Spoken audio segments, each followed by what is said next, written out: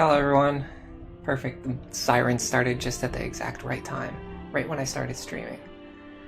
I wanted to start a little bit early today because I saw something that really excited me. So earlier this week while I was, doing playtesting... Perfect, yes, please. Let everybody know. Okay, earlier this week when I was doing playtesting, this Anna merchant appeared who was selling a master seal, a discounted master seal, and there was a Risen blocking the way. And so every day I was checking, and then today, right when I was getting ready to set up the stream, I logged into the game, and the Risen moved out of the way, and then I just have Anna here. She didn't go away. So the enemy group left, and Anna stayed behind, and I can finally get this Master Seal, which is going to be massive, because one of the huge problems I'm having right now with this chapter, I even was going to give Robin a talisman to boost their resistance, because the enemy mages, they just have very inconsistent combat right now. Robin has very inconsistent combat against these enemy mages. And if I promote Saria from a dark mage to a sorcerer, she's going to go from giving +1 resistance to Robin to now giving +5 resistance to Robin, which is a 4-point increase, which is even more than the talisman would have given. So I no longer need to use this talisman on Robin. I'm glad that I didn't use it yet. And instead I can just promote Saria to a sorcerer. And then I also started a little bit of a poll because I want to see what people want me to do with Robin. Because we did get to C rank swords already, we can go down the hero path if we want to. So we can either do a hero with soul tanking, we'll eventually get Axe Breaker, which is very useful in the late game, or we can go right into sorcerer and just keep up with what we've already been doing as a primary tome user. And then also be able to use Nosferatu, which would be extremely helpful, but there's kind of pros and cons to either way. So just doing this, I don't have to change anything else about my strategy. The only thing that changes is Robin is going to have +5 resistance, which is going to help a lot. So we'll do our little promotion. By the way, my neighbors have been banging and thumping so loudly today. I think they're inside of Ocarina of Time moving block puzzle or something. They're just banging everything. At least they're not yelling at each other today, though. Alright, so there's our sorcerer costume. The other thing is I was giving Frederick a defense tonic, so I'm just going to give him that. There was a couple of times where he got into situations when I was playtesting where enemies would have exact lethal on him. So if I just give him a defense tonic, he should survive with 2 HP instead of dying. It mostly has to do with counter, but you can increase your defense or your HP to play on counter. I could use the Chris's Confect on some of my characters to just give them more bulk overall, but I'd rather focus on just giving them exactly what they need and conserving my resources for the long run. So it seems like, based on my testing, all he needs is a defense tonic in order to survive. We're also going to do this before we go into the map. Hey Agnots, hello. You're voting for the Soul Shenanigans. Richard Briggs is here as well. You're also doing the Lunatic Plus. Good luck. Anfaresi's here. Hello, Anfaresi. Thanks for stopping by today. I just got a bunch of messages all at once. I don't know if that's because the chat finally just updated, or because YouTube just showed people that I was streaming. Saria, are you following me? Yeah. Maybe. Maybe. I've seen you hiding behind tents and wagons all week. Pretty much. So you finally noticed. My love. Sorry, what? Your love? Oh yes. I realized it the first moment we locked eyes. He isn't like the others, I thought. He's the one I've been seeking. Right. Well, thank you, I guess. That's why I've been watching your every single move. Yesterday you read 2 books and part of a third. You snacked on an apple. And last night, you turned over 12 times in your sleep. Well below your average. You've been watching me sleep! I thought you'd be grateful. No, I think disturbed is more the word. You mean to tell me you've been following me every single day since we met? Yes. I suddenly feel very ill. Don't worry, I'll take care of you. Very good care.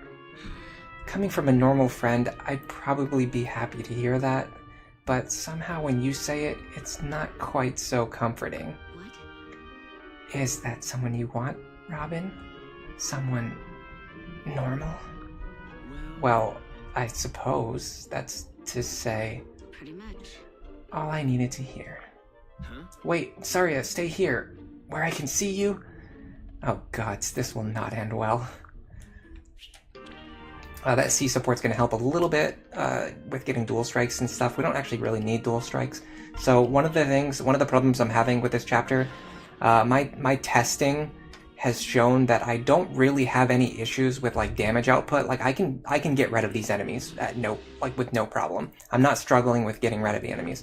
What I'm really struggling with is surviving. Like none of my units are really consistent at surviving. Frederick has problems on the left. If these enemies roll counter, Frederick has problems over here. If they don't roll counter, then he's actually pretty safe. These enemies over here, if they get like Luna, if they get Hawkeye, Robin can be in serious danger. Like this one having Hawkeye is a problem because he's usually the one that you're most likely to dodge. This one having Luna is a problem because he's the one who's most likely to hit you. And then like Robin's survivability is going to be very much in question here. Let me get caught up on chat again for a second. Richard Briggs. Oh, sorry, Vivi Cooley's here as well. Thanks for stopping by today. How's everybody doing today, by the way? Devin O. Gangrel. Thanks for being here. Hey, Azid. Who's ganging there around? Hey, good old Polly. Sorry, your first wife and your first Fire Emblem ever. She holds a special place in your heart. Anfaresi says Yandere ASMR. Yeah. Practicing my Yandere voice. Hey, Tricky, thanks for stopping by. Richard Briggs, it's not very easy at the moment. You've game over it around 500 times, and you've reset over somewhere in the thousands of times. What is a normal Goril in Fire Emblem? You're guessing Mozu.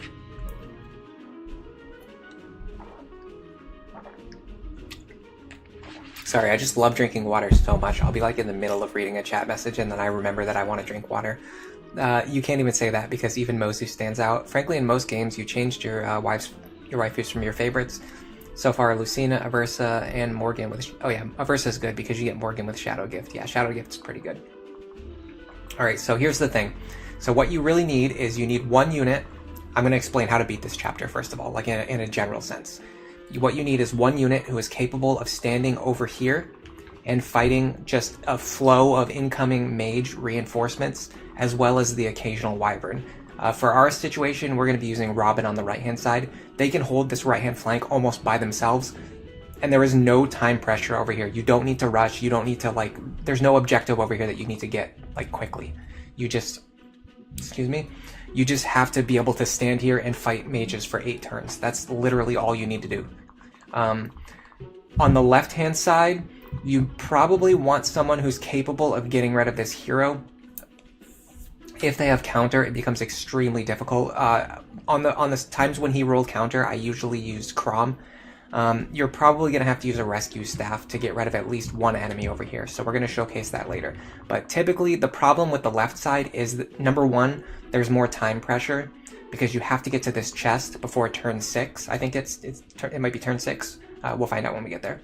The other problem is the enemies over here are more bulky, so you're less likely to be able to get rid of them. And because they're all melee fighters, if they roll counter, they can also, cause problems for your primary tanks. We got a little bit lucky, only one of them has counter this time, so this could potentially be a pretty good attempt.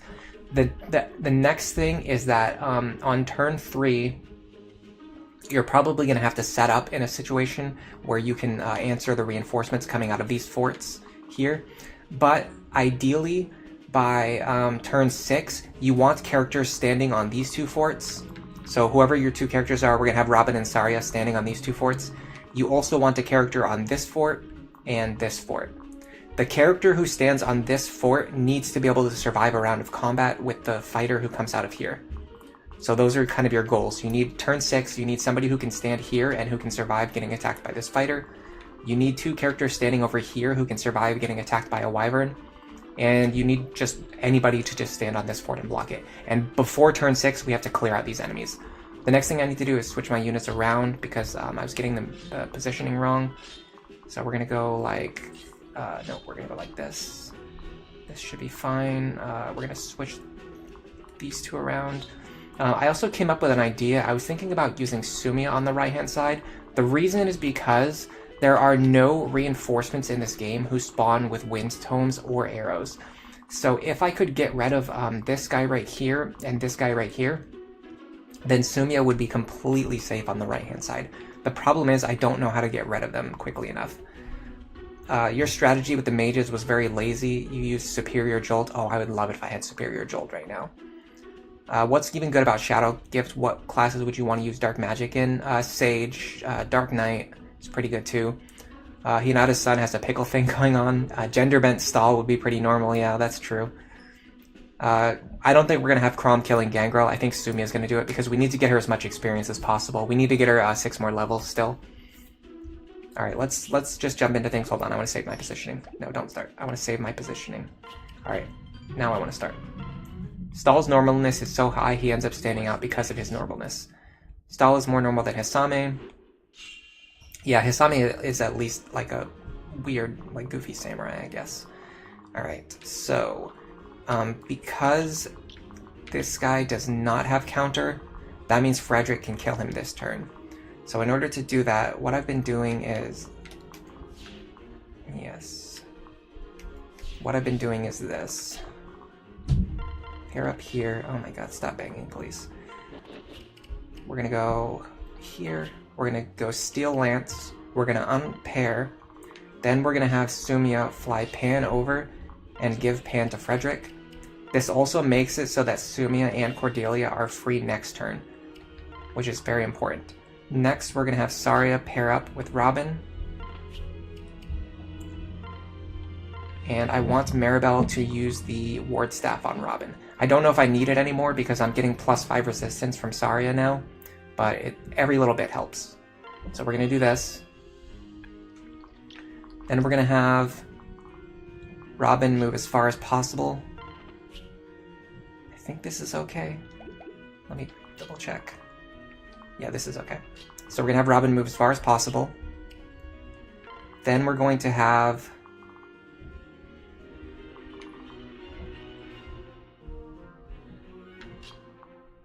We're going to go like this. We're going to dance for Robin. Seems a little different from what I was doing yesterday, but I think it should still be fine. Okay, so the problem is, I don't know for sure if Robin can survive fighting all 3 of these because of this guy having Luna. So I'm not going to calc it this time, I'm just going to run it and see what happens. But my combat on this side has been pretty inconsistent before, so I'm thinking of doing an adapted strategy where I stand here instead. I'm not going to commit to this yet, but if you're having trouble surviving against all 3, what you can do is stand in this position, and then you only need to fight these 2 mages. And remember, there's no time pressure on the right-hand side, so you don't really need to go with a more risky strategy with Robin just to accelerate, but I'm doing it anyway because I want to get rid of these wyverns. Next, I'm going to go here. Yeah, before I had a way where I was getting Chrom over here next to Robin, but I'm not seeing that line right now. Then I'm just going to start moving my other characters over to the center. Alright, let's see how this goes. We might just instantly die here. I'm making pretty good progress to level 15 for Gale Force, yeah. Do I use the DLC or is this just a... Yeah, this is no grinding playthrough. I showed off a little bit of the DLC in one of the earlier streams, but then I didn't save my game.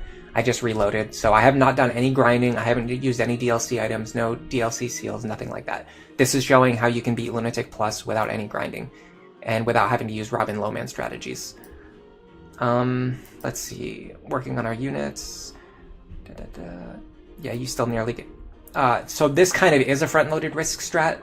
Putting Robin here is definitely front-loading a lot of risk onto Robin because they typically need to dodge at least one of these attacks to survive. However, now that they have +10 resistance, where before I was only getting +5 resistance, they might just survive anyway. So I'm going to see what happens. So we either need Robin to dodge 1 attack, or we're going to see if they're tanky enough to just survive. That's a pretty good start. We're still on 30 HP. This Luna is a problem. Oh god. Okay, so the next guy, I think was dealing around 26 to... I don't get to see how much he's going to deal to me now. That's funny, she's dealing no damage even after promoting. Alright, let me see how much damage this guy would have dealt to me, because this is going to tell me how consistent this strategy is. Okay, so with the Sorcerer Saria pair up, it looks like we would have survived no matter what, because this guy can only deal 12 damage to us. And we could have taken another 12. So we did not even need the dodge. So I'm really happy with this opener. It seems a lot more consistent. Okay, this guy having counter is a pretty big problem. He is one of the main enemies that I like really want to get rid of on enemy phase, but I can't do that on enemy phase because if I do, these wyverns will kill me. I can maybe set up a situation where only one person fights this guy, but the problem is I can't really guarantee that he's going to go after the person that I want. So typically what I would do, this guy has counter as well actually, so yeah, this isn't going to work. No matter what I do, I'm going to have to put myself in range of somebody with counter. All right, let's do this then. We're going to have to slow down a little bit on fighting these wyverns. 26 plus, sorry, 25 plus 12. No, he's going to deal more than 25 to us. And this would have, yeah, this would have killed us anyway. I could do something like have Sumia fly in, kill this guy, and then get rescued, but it's a little early to use my rescue staff. I could have Frederick fight him on enemy phase, so this is what I would do otherwise. I would do something like this. The problem is I actually kill myself with this amount of damage. I need to be able to one-shot him, but I can't one-shot him. I need to be able to fight him at 2 range. The only way to do that is to fly in, attack, and then rescue myself back out. Yeah, this specific guy having counter is a big problem. Alright.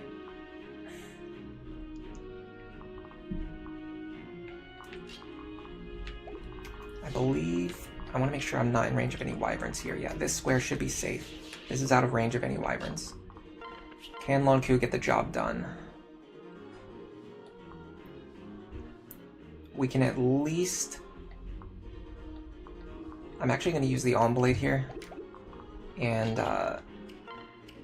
he has lower defense, right? Yeah, significantly lower. And the Steel Sword.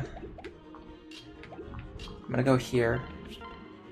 I'm going to go for dual strikes and crits. We're probably not going to get it, but it's fine. I just want to get some chip damage on this guy. We did not get a dual strike or a crit.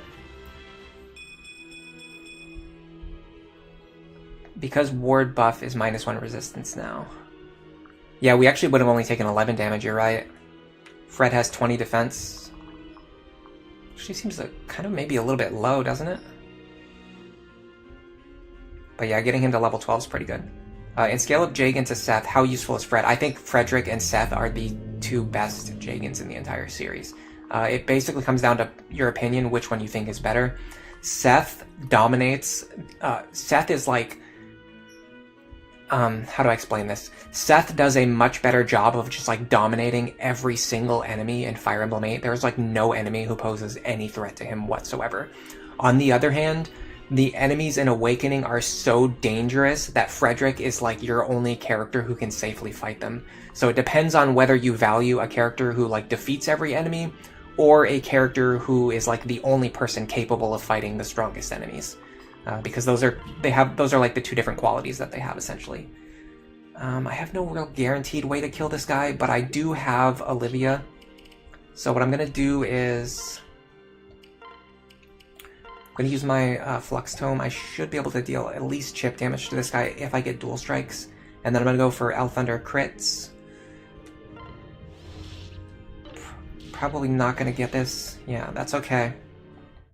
This guy in particular is like one of the hardest to take down. So what I can do now is dance here.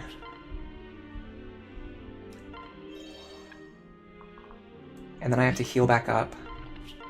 Can I get to full with the Men's Staff? Not even close. Okay, who's going to be my strongest heal?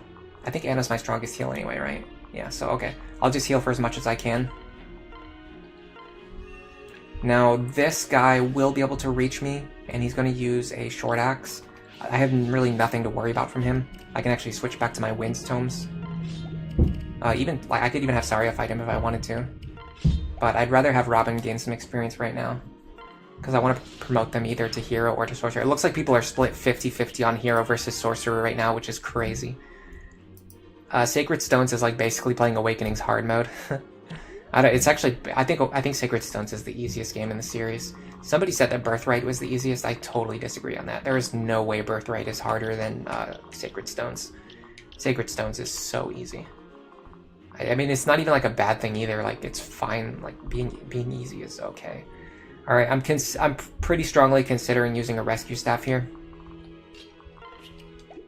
So what we would do is go like this.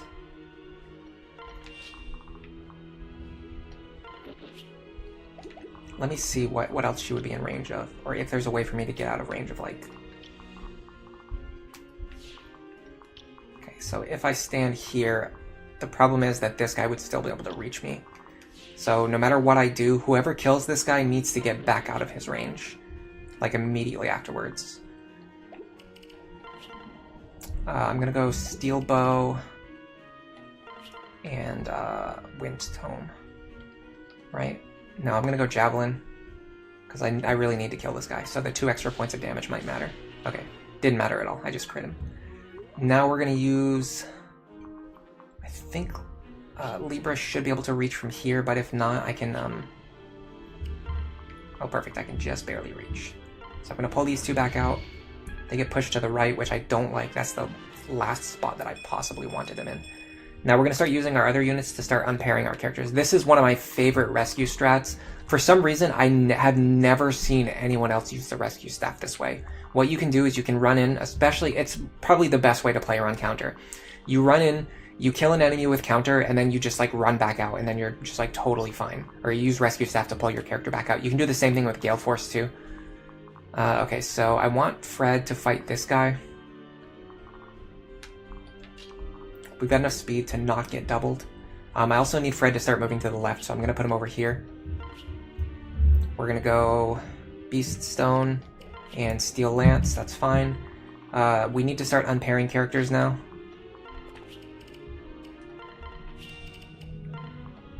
And I need to pull Noe away as well, so she can pair up with Longku next turn.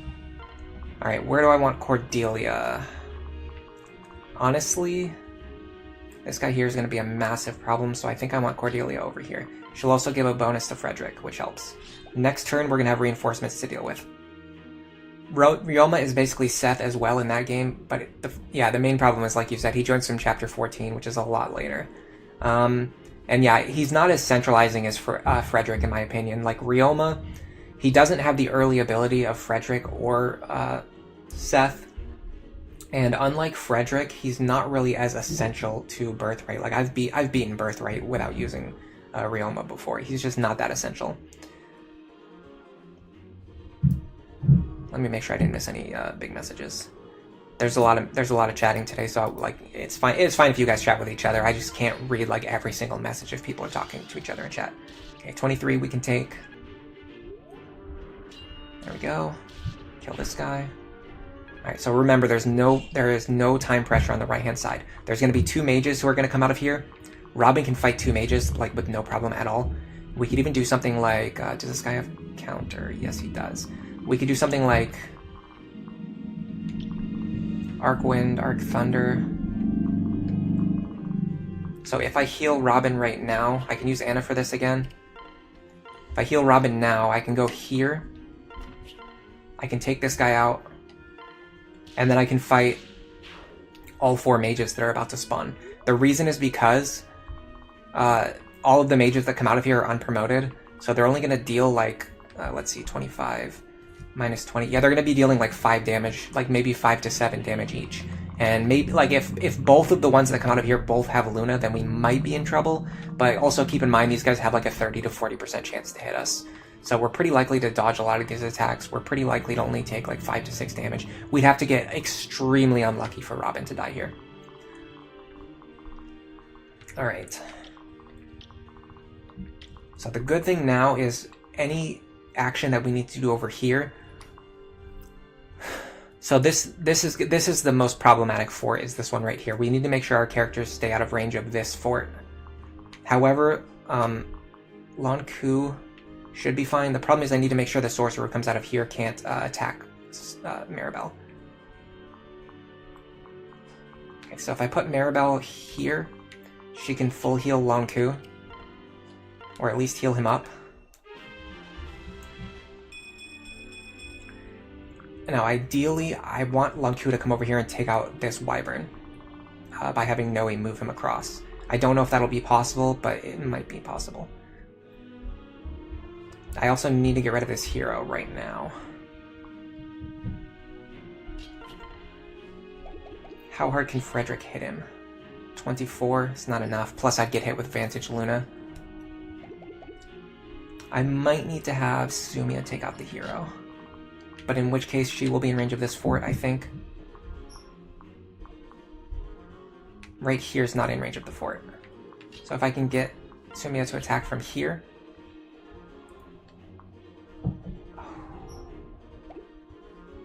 The tricky part is I'm not really doubling these guys consistently, which is crazy. My Sumia has less than expected amount of speed. What I could do is actually, I could use Chrom, but then Sumi is not getting the experience that I want her to get.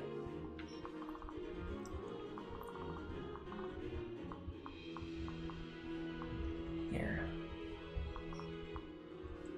Frederick can chip this guy down.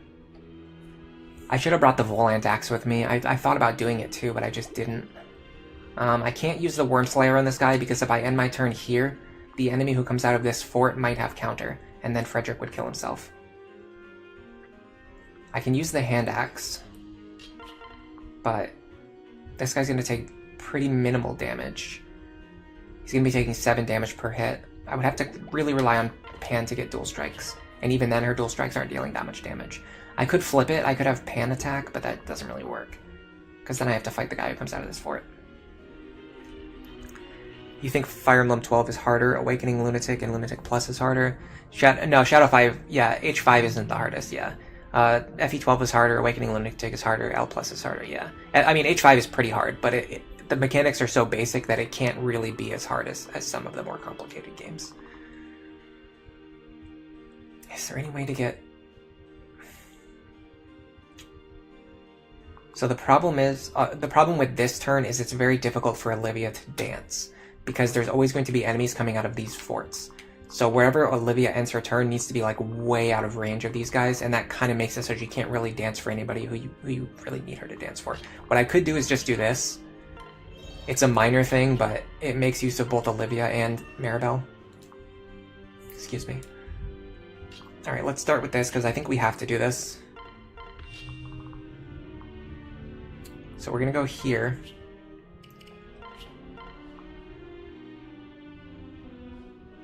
This is a problem. I didn't realize that he had this. I could go... No, I can't. I have to... This is a problem. He's going to cut my damage in half. And if I leave Noe in the lead... I may need to forge this Iron Bow.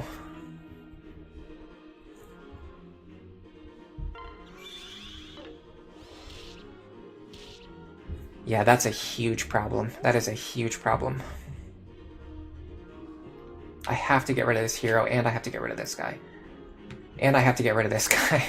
Oh my god. Ugh. What do I do?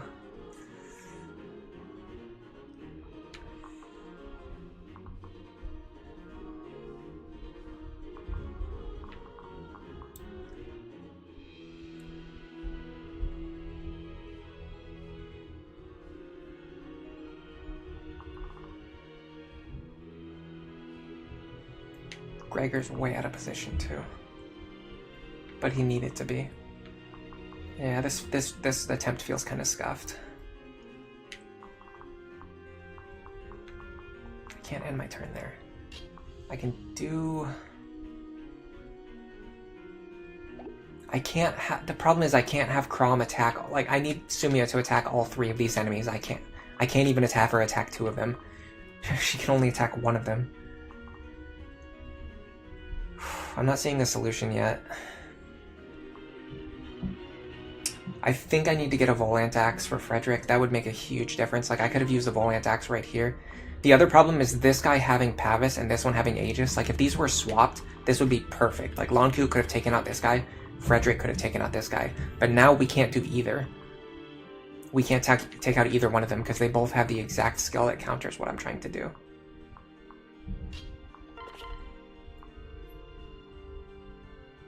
Maybe do this.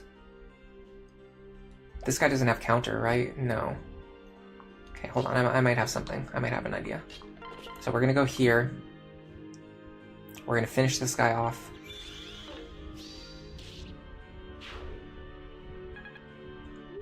Then we're going to go like this.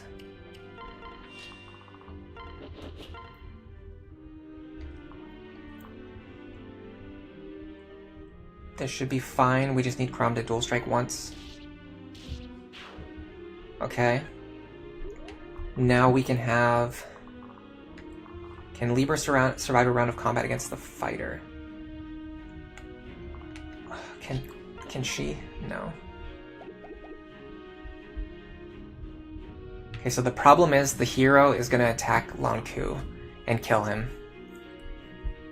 Or at the very least weaken him enough to the point where the guy coming out of here will kill him. What I could do is get the guy from here to attack Gregor. Because the reinforcements move before anyone else. So you have 17 defense, you have only 11 defense. So if we go like this, 1, 2, 3, 4, 5 here. I'm gonna have Gregor stand here. This might work. I don't know for sure if it's gonna work, but this might work. I'm actually gonna unequip my weapon in case he comes out with counter.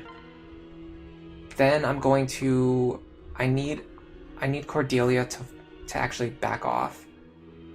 I can put her behind Gregor to increase his survivability. Then I need to physic on Frederick. I wish I could have traded his equipment, but I don't think I had an action available. Okay, I think this is our best chance of surviving. I don't know if we're going to, but I think it's our best chance. If the guy coming out of the fort in the middle goes for Lonku, we might be cooked. Okay, who does he go for? He goes for Gregor. He doubles, though. I should have had Cordelia pair up. I don't know why I didn't. I thought it was going to be a fighter. I didn't realize it was going to be a mercenary. Let's see if Robin would have survived on the right-hand side, because I want to see if I need to change my Robin strategy.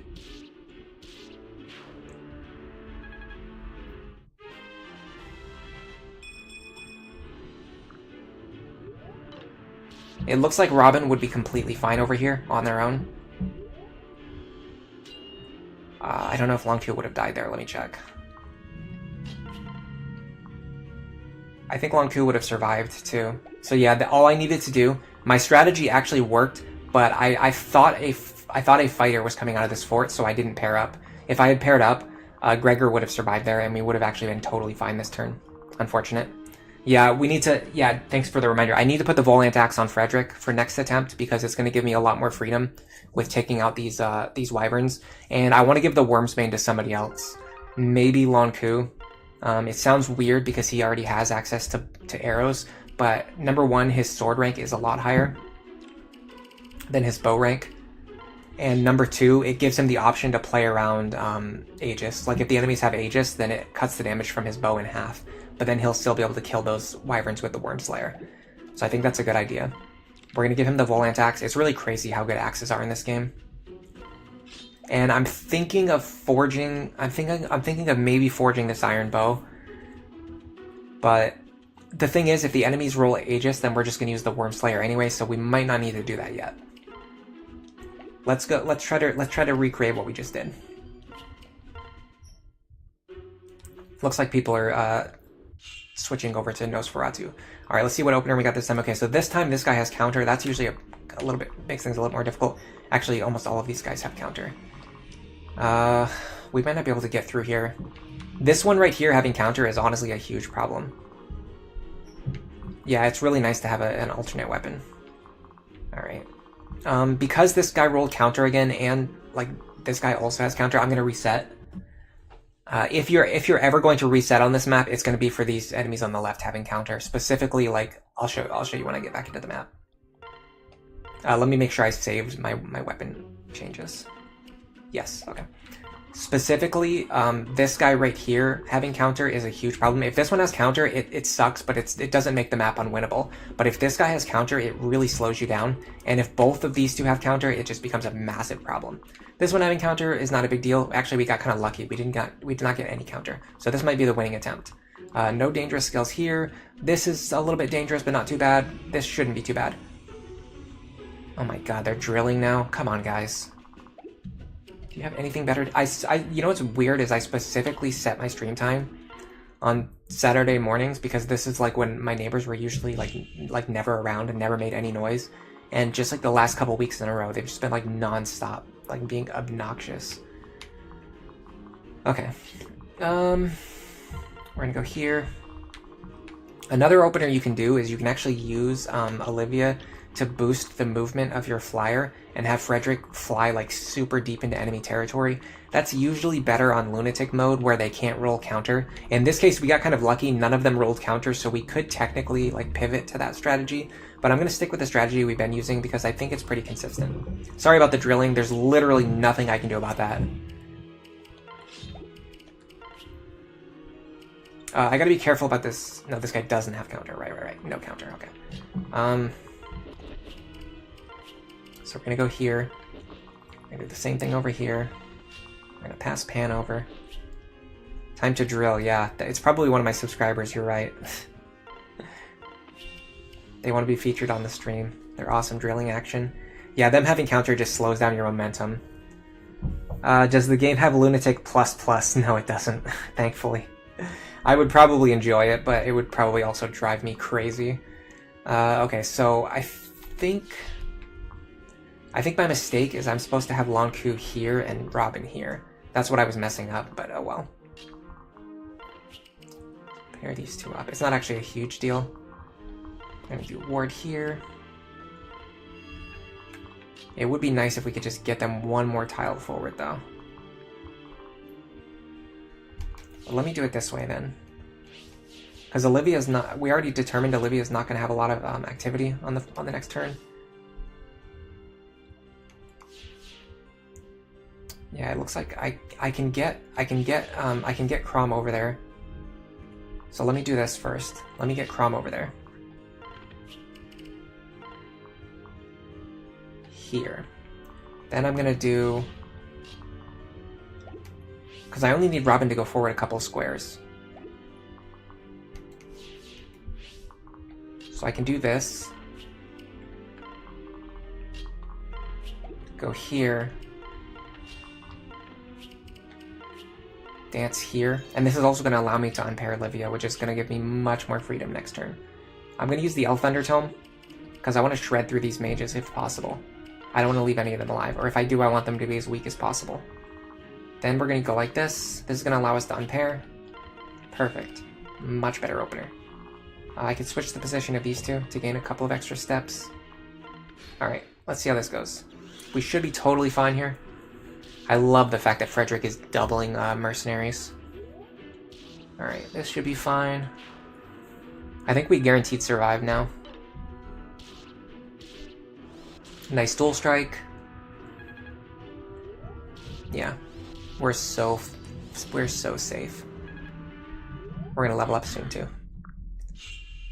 You don't think any Fire Emblem game would come close to this difficulty, mostly because of the random skill generation, which complicates the normalized strategies. If you find the solution once in any other game, like Fire Emblem 12, H4, or Conquest, you can basically solve it the same way every time, but doing Lunatic Plus, the solution is often different depending on the skills they spawn. It's very true, and that's honestly the main reason why... It's kind of funny that that's like one of the main reasons why this game mode is so hated, and it's actually the main reason why I love this game mode. Like, I'm just built different, I guess. Okay, we need to stay out of this guy's range because he spawned counter this time. So let's just do... Is there any way to... No. Yeah, he has overlapping ranges with all these characters. So we're gonna have to just... we're gonna have to stand here anyway, so we might as well just do this. He cannot kill us. We can't kill him. This guy keeps rolling Aegis, unfortunately. We can't kill him when he rolls Aegis. The other problem is we actually have to use our Wind Tone here, too. Because we need to be ready to fight the Sorcerer. Here's what I can do. I can use Lonku for this. I could even use Noe for this. right? No, she gets doubled. Well, hold on. Does he give plus movement to her? No. It's weird that Assassin doesn't give plus movement, but Thief does. There's a couple classes like that. Sorcerer is actually one of them too. So Dark Mage gives 3 defense, but Sorcerer only gives 2 defense, which is weird. And then like Thief gives +1 move, but then Assassin doesn't give plus move. There's just like a lot of little weird things like that. Alright, let's do this then.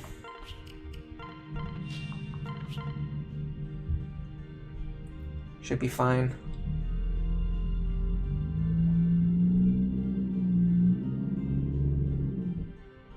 Can I have no ego?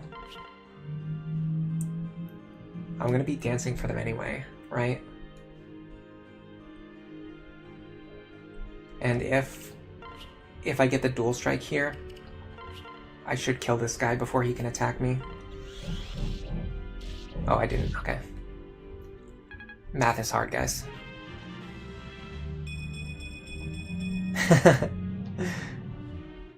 The Swagger Awakening player.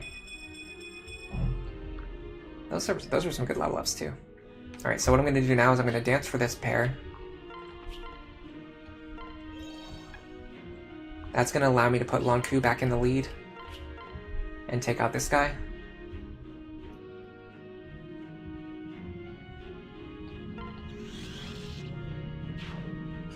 We're almost at level 5 too. Oh, once we get lethality, dude, Lonku's about to pop off. Alright, this guy, unfortunately, like I said, we can't fight unless we can one-shot them with Elwind. Can we? Oh, I don't have Elwind. Why don't I have Elwind? Oh, sorry, it has it. That's a problem. Okay, hold on. So Elwind is going to be 15 might plus 23 magic plus 5 pair up. It's going to be 43 damage. No, we wouldn't kill them. We're actually 1 off, funny enough, because they actually only have 1 res. So we're actually 1 point off from killing. But unfortunately, we don't have the magic we need, even with Elwind. That's something to keep in mind, though, for the next attempt. If we can increase Robin's attack power by 1 point, it might be worth considering that in order to be able to kill these guys if they spawn with counter. But honestly, it's not really that big of a deal. There's only a couple wyverns in this map, and you don't really have to deal with them. Yeah, seriously, what are they doing over there? They're watching Gurren Lagann. It's absolutely crazy. Basically, the reason lethality is good, it's basically good for the same reason why Lonku was good earlier on in the run. You know how earlier on in the run, when enemies spawned with counter, especially like ambush spawns, we always had like instead of like getting 100% chance to fail, we could get like a 30% chance for Lonku to land a crit with the killing edge. The lethality just adds like another layer to that. So like when you're dealing with enemies with counter, if you get into like, or if just any no-win situation, like an enemy with counter, an enemy with like Aegis plus, it also it plays around, sorry, Aegis or Pavis even, because he's gonna have bows and swords. If you have an enemy with like a strong defensive skill that you can't break, if you have an enemy with counter, if you have an enemy that you just absolutely need to kill, it gives him that extra chance. So he's got like a 50% chance to crit him. Hey, it's Abe. Thank you for subscribing. He's got like a 50% chance to kill the enemy, and then on top of that, he's got like an extra like 5% chance to like instant kill them with lethality, and then he's got like a 50% chance to kill him with a dual strike. You're just like stacking probabilities on top of each other. Alright, so because of the way things worked out, unfortunately, I can't really do anything with Robin. I just have to have them stand here this turn. What I could do is maybe... Will Lonku be able to kill this guy?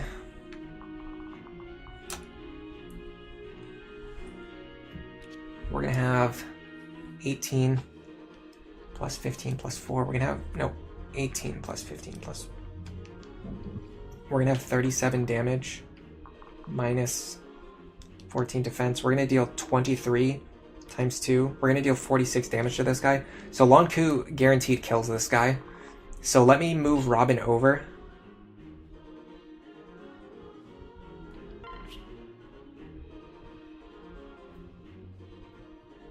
This is going to give me more freedom for repositioning Robin next turn. And it's going to keep their health full. so that Maribel doesn't need to get into a dangerous position to heal them next turn because they're already going to have full health anyway. Alright, these guys not having counter is great. These guys not having counter is fantastic. Oh, wow. We could, honestly, we might be able to take this fort right now with Frederick. You can usually only do this on Lunatic mode. Typically, this is only possible on Lunatic mode. You'd have to get extremely lucky on Lunatic Plus, and we actually got extremely lucky. Because none of these guys have counter, and actually, like, only one of them has Luna? Well, this guy has Luna, too. Okay, so hold on. This guy won't be able to reach us, though. So we're going to be taking 37 plus 38 plus 37 plus 29 damage. And we're going to be subtracting out 22, 22, 22, and 11 damage. So we're going to take 64 damage if all of these attacks hit us. Minus 8 damage from the fort. We're going to take 56 if all of these attacks hit us. How likely are they all to hit us? This guy has... Do any of them have ranged attacks? This one has a ranged attack, so I have to use the hand axe, unfortunately. I can't use a sword here. Only one of them has Hawkeye.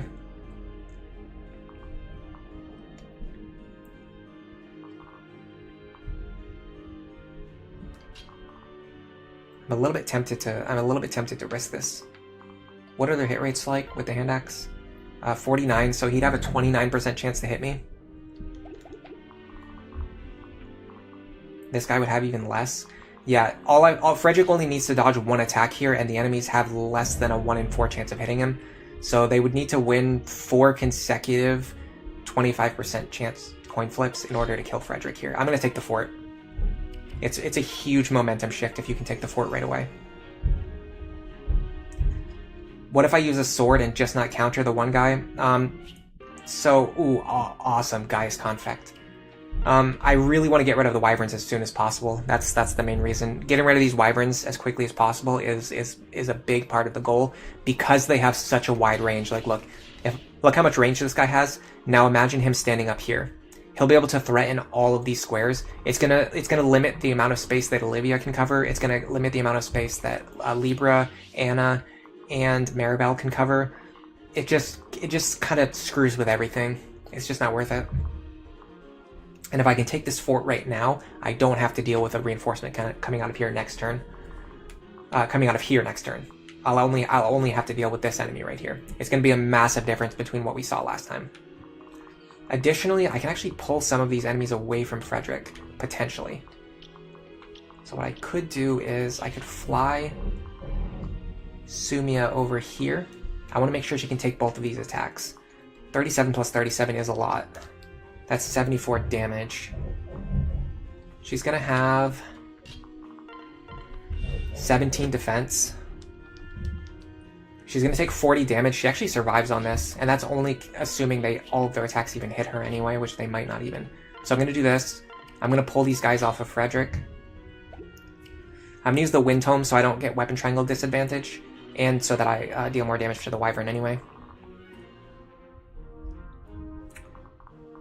I could potentially lure this guy off of Sumia as well, but I actually want Sumia to get experience, so this is not an issue for me. I'm going to start putting my other units towards the center. I think Anna next to Robin is the best use of her. And then these ones, I just need them in the center. I want Gregor closer to the middle this time. He was way out of position last time. Alright, let's see how this goes. Okay, so Frederick is guaranteed to survive now. Because we pulled one, even just pulling one guy off of him guarantees his survival. It'll be funny if all three of these attacks do hit, though, because that would have meant we would have been in danger. Yeah. Now I'm kind of worried that the guy with Luna is going to hit us and kill us, even though he has like a 20% chance to hit, and we just got hit by a 20%. Perfect. Yeah, nice dodge. I could have even used the Volant Axe here to guarantee that kill, but we didn't need to guarantee that kill. We just needed to yeah. All right, this is looking good. I'd love to get Noe to level 10 soon. Oh my god, please stop drilling. I know you guys can hear that. calculating damage with math, doing it with unit feel is the true Fire Emblem experience. Unfortunately, with Lunatic Plus, you really have to keep a calculator like on reserve. Like you really need the calculator ready every turn. What a different way to do math in Fire Emblem. You almost never use a calculator, so you always do individual damage and then add them. Your 12-year-old self is crying right now. This drill will pierce the stream. What happens to the thief AI if you steal his loot before he can grab it? He leaves the map. He just runs away. 1 second. Sorry. It's actually better to let the thief open the chest and then kill him, so you can get the item. Is Simon my neighbor? I don't know why they're doing this. It's just whatever. Okay, what I want to do now is we already kind of determined that Robin can survive on this right-hand side on their own. So the problem is, can this guy reach this forest? Yes, he can. Yes, he can. Okay, what I'm going to do is I'm actually going to take the forest tile.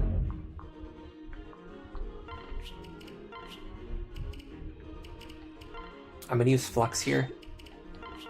And Wind. This should guarantee the kill. Okay, so we're doing really good this time. We got extremely lucky, both with enemy skills and just with, like, I don't know, kind of like just general luck. So we're like a full turn ahead on the left and a full turn ahead on the right. On enemy phase, Robin is going to kill these 4 enemies. This one, and then these 2. This enemy should not be able to reach Robin. 1, 2, 3, 4, 5. Yeah, there's no way this enemy can reach Robin. So Robin's totally safe from whatever comes out of here. We need to insulate whoever comes out. Whoever kills this enemy right here needs to be insulated so they can't be killed by counter. 1, 2, 3, 4, 5 here. Okay, so Lonku we can use for this. We could even potentially use Olivia to refresh his action. Is there any way to get a double over here? I'm thinking of having Noe attack first. Does he have an axe or a sword? He does have a sword, okay. I'm thinking of having Noe attack first and then refreshing her. The reason is because when she's standing up here, when Olivia's standing here, the enemies coming out of the forts won't be able to reach her.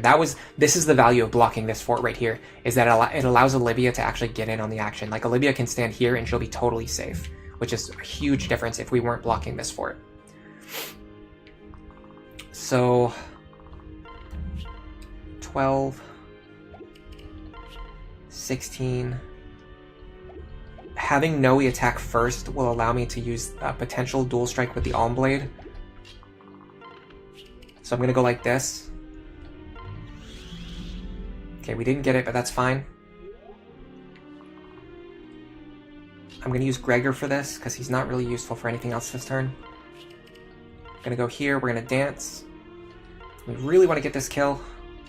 So now we're going to switch. We need Lonku in the lead, I think, now.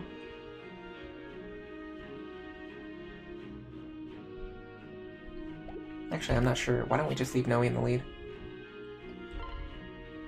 Because whatever comes out of here won't be able to reach her, right? 1, 2, 3, 4, 5. No, they won't.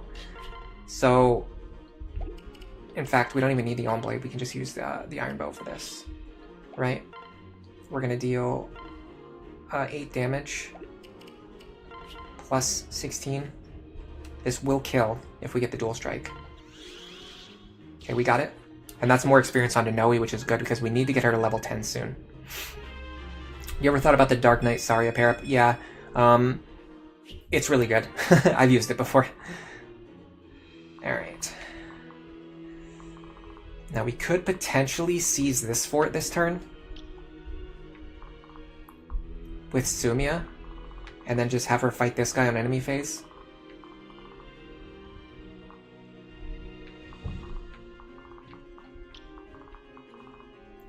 The way that works is like this.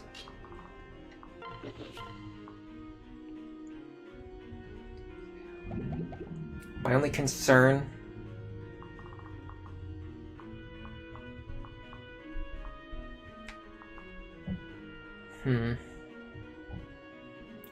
No, I need Sumia to gain as much experience as possible.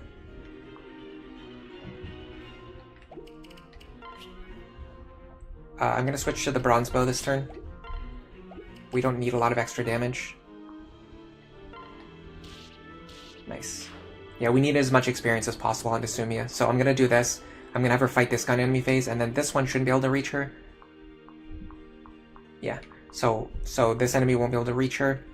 We can have Libra move here and heal Noe. Frederick. I'm gonna trade first,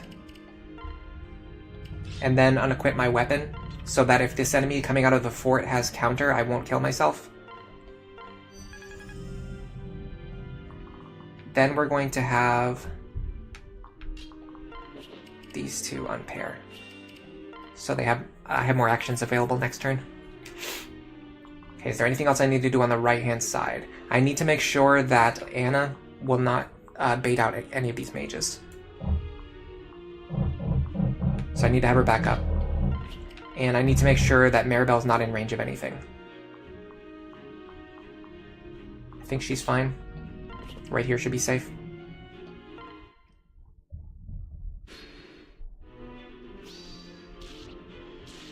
Totally fine. Totally fine. Interesting that the ambush spawns aren't moving first this time. Oh god, that guy had... Why did he move into one range? Why did he do that? Why are they doing this? They never do this. Enemies with 2 range are programmed to always attack at 2 range. What in the world just happened? Why did that... What? Someone's gonna have to explain that one to me. Enemies with 2 range are programmed to always attack at 2 range. Their AI just like completely bugged out on me. That was such a good run too. Forest? I don't think forest terrain has anything to do with it. Because the other one moved up here.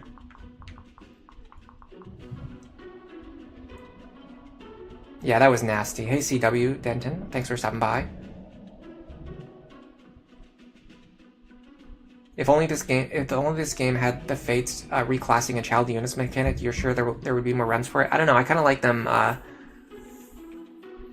kind of like each game having its own identity.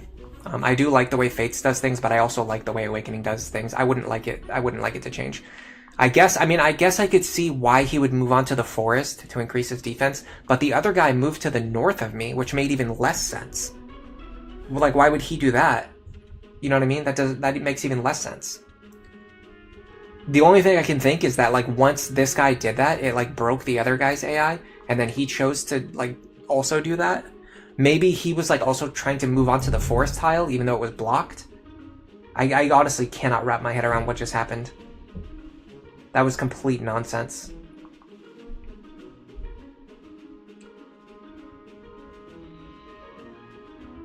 I'm gonna ask around about that. I'm gonna ask about that, like, during the week or something. I'm gonna see if anybody's ever seen that happen before. Because I know for a fact in this game, enemies with 2 range attacks are always programmed to attack from 2 range. You can even make, like, axe fighters do it. Like, axe fighters who have, like, a silver axe and a short axe available, they'll attack you from 2 range with the short axe instead of attacking at 1 range with the silver axe. I was smiling, yeah, right until he killed me. Hey Azid, thanks for stopping by. The mage demands more resets. This is the Anna curse. It actually is true. Every time Anna is featured, we always get completely screwed. Alright. Let's switch Lunku and Robin. I've been meaning to do that. Was there anything else I've been forgetting to do? Yes, I need to switch these two. And I think that's it. Alright, let's see if we can get as lucky again. You know what? It really frustrates me though, because that was such a lucky run. Like, that was such a good run. We were a full turn ahead. We had this fort, we had this fort. We were pretty soon to have both of these 2 forts. And then they just, like, decided that, you know, it wasn't going to be. They just decided that's not how the game works anymore. Cool story, I guess. I just can't think of any reason. I'm racking my brain trying to think of any reason why they would even do that. Yeah, nobody knows. I don't know. Tricky doesn't know. Nobody knows. I've never seen this behavior before. Alright, let's get into it.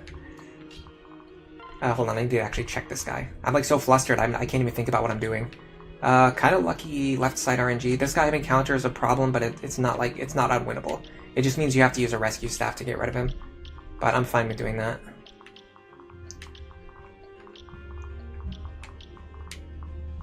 Alright, let's go in with the assumption that we're actually going to win. Guys, please stop drilling. Please. Please. Just don't understand. Like, they were so quiet yesterday.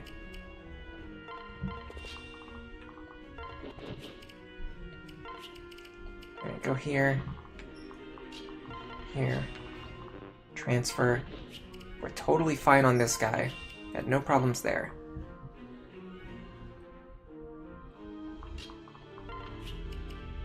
I'm gonna do Flux with Elwind again. That seemed really good because it kind of gave me the opportunity.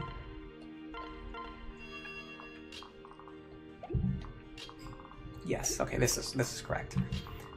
Using Flux with Elwind gave me the opportunity. Thunder gave me the opportunity to chip down the other enemy. So then I go here and I go like this. It gave me the opportunity to chip down the Sage. Then we go like this. I'm gonna drop Lonku behind Robin. And then we're gonna go like this.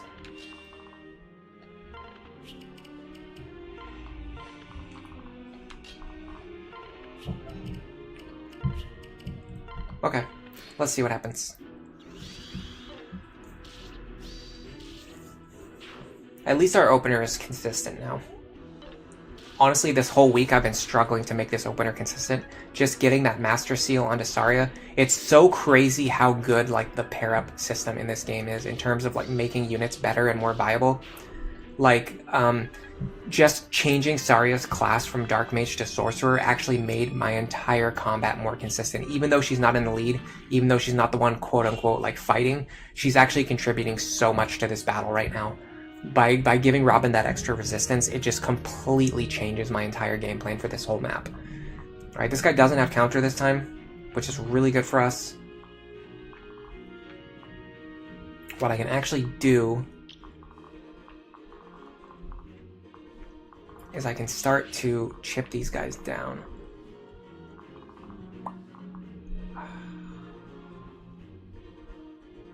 This is annoying though. I can have Anna do it. Actually, I think it's better to have Maribel do it if I can. But I actually can't. I can't get her into position. Okay.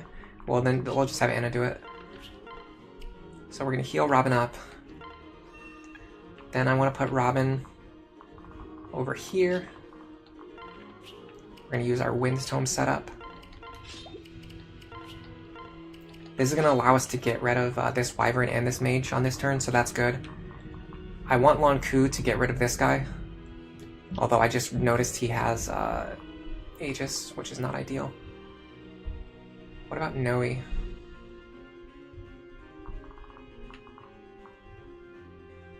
She would double him. That would be 2 chances to get dual strikes from Lonku that wouldn't be that would not be getting cut in half.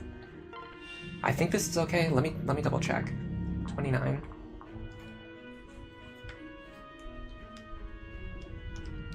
13 damage. Yeah, she only takes 13 damage. She doubles.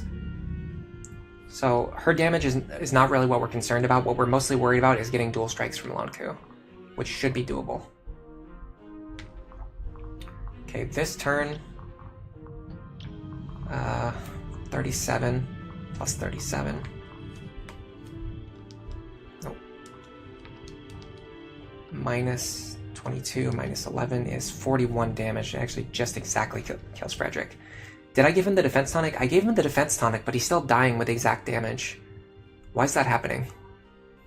I must have given it to him for another reason, but it looks like he's still 1 point of defense short of surviving against these two guys. And they both have Hawkeye too, which is unfortunate, because it means that I actually cannot dodge. But I can fight just this one, so that's fine. So we're going to go like this. We're going to use the hold on a second, actually. Because if I use the sword, it's going to reduce their damage. Yeah, Frederick can survive here. Weapon triangle. I brought the iron sword for exactly this reason. This should work. I'm testing my game knowledge here, but I'm fairly certain this works.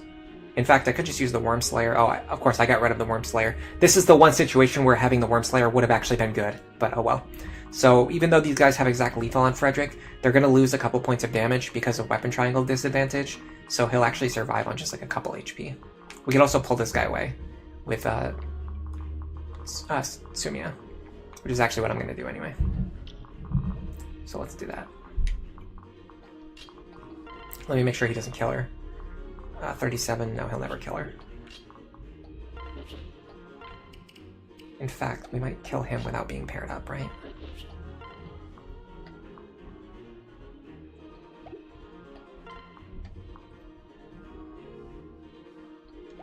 Yeah. Is there any reason to unpair, though? I don't think so. I think it's better to stay paired up.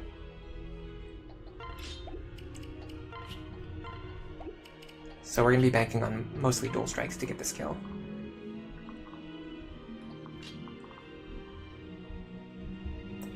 Wonder if I should sing for her. I think what I should do is this. Give a slight boost to Robin and potentially pick up an item. Weapon proficiency on Anna doesn't really matter. I can put you here. No, I want Gregor here. And then you can go here. You can go here, because you're most likely going to be using the rescue staff over here next turn. Which actually means I probably wanted Olivia to be over here as well. That was a misplay. In that case, I think everything's fine, actually. Yeah, we take 28. No problem. We actually needed 2 dual strikes there, which is crazy. Some of these, like, pre-promoted enemy, or not pre-promoted, like, base class enemies are so, like, bulky. It's insane. Frederick would have survived there anyway. The reason I did that is just to get experience onto Sumia. Okay, so we want long 2 dual strikes here. We got 1. We did not get the other one, but it's fine. We can get the other one right now. We're out of range of the enemy reinforcements, so there's not really any rush. You know what's different in this run? Frederick and Anna are present. You need to kill them to progress further. In the Fredless run, the strats were smooth sailing. Well, in that run, the enemies didn't have counter Aegis plus, Luna plus, and so forth. Slight difference. Okay, I'm thinking of slowing down for a turn. The problem is this thief. Honestly, a big problem is the fact that this guy's still alive.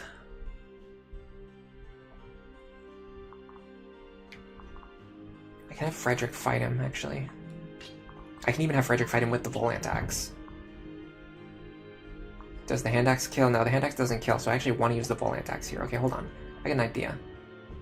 Got a pretty good idea here. What if we go like this? Volant Axe here. I'm going to use one of these vulneraries that I brought with me. Just in case. Just to keep my health high.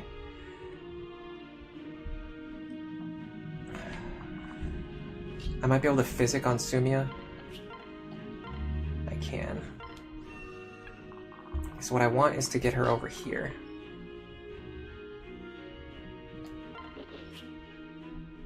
No. I gotta stay out of range of this enemy. I can put her next to Frederick. That's actually really good.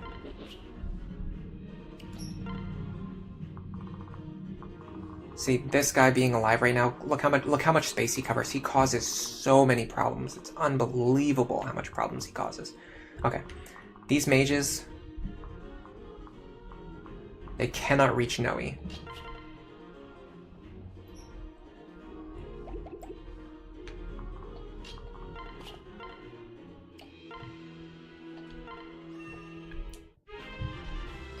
I should be able to do this. This will kill. Noe will be injured. Or not. Not if she crits. I'm really scared about what's coming out of these forts now because I've just learned that they do not obey the laws of physics.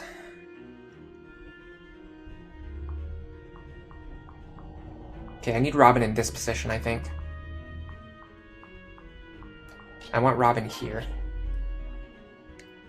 But if I'm standing there, I can't seize the forts on the following turns. Well, I don't need to seize it on the next turn. I've actually got a couple turns to seize these forts, so let me just take it slow. I keep saying that there's no time pressure, and then I keep like pushing myself to try and go faster. That's the issue. So let's do this. And in fact,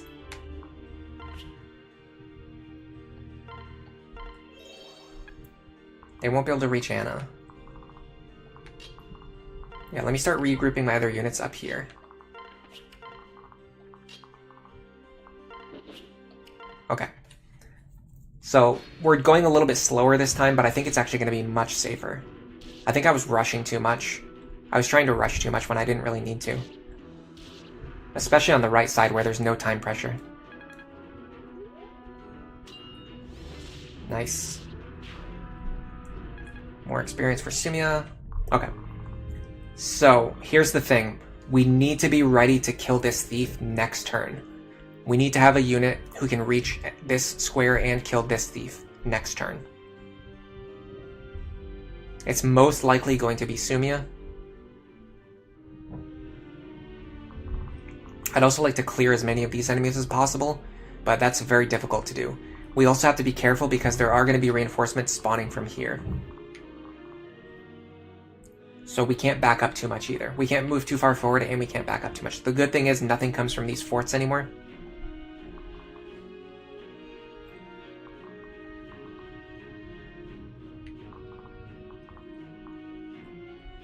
That guy's a huge problem.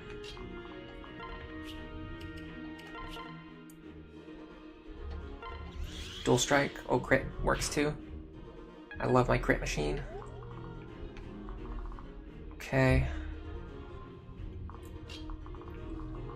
So I think what I need to do now is this.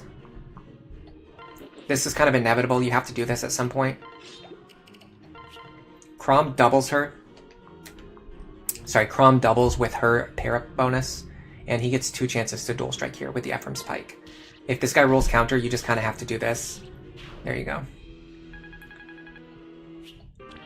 Which I actually don't love because it prevents Sumia from getting the experience from that hero. But it's just kind of like a necessary evil. Because now what I can do is I can actually just keep Frederick over here on the left side. So we would go like this. Hand axe actually doesn't get the kill. But the problem is he has counter, so I can't fight him at 1 range either. I'm not wasting a Volant axe on this.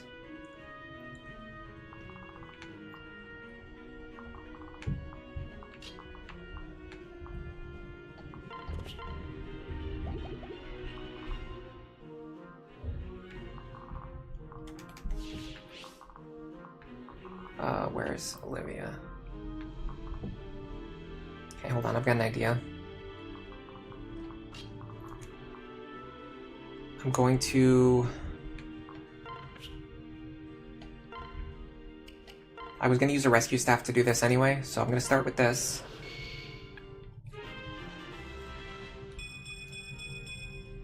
The only problem now is actually...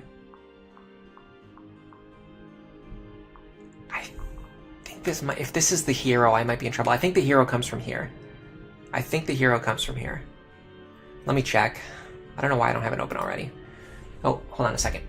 Ampharestes heading out. See you later. Locke, thank you for being here. I will tell you in 1 second, actually. I'm about to look it up. Fire Emblem Awakening. Chapter 11.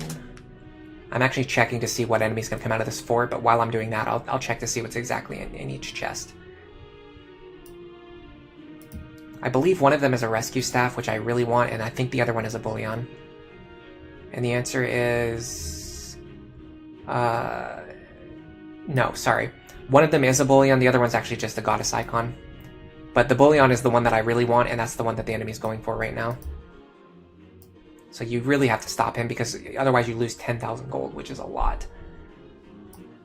Okay, yes, so yes, the hero comes from this fort. So the enemy who comes out of here can only go 1, 2, 3, 4, 5 here, and he won't be able to reach Libra. However, this one might be able to because he has a hand axe.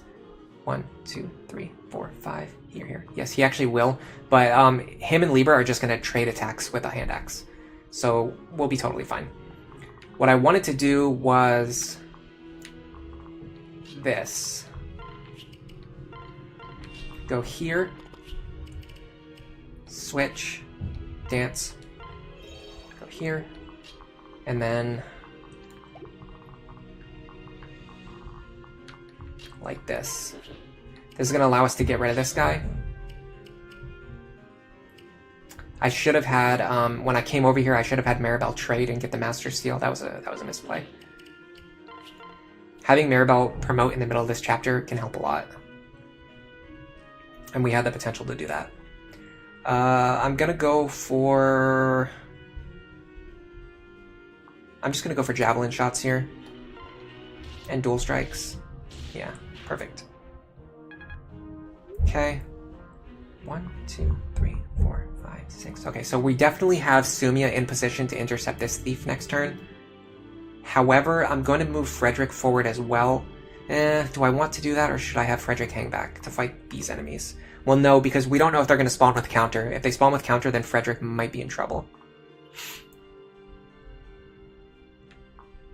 What I could actually do, I could actually give Pan to Libra. I'm just going to have Frederick hang out over here.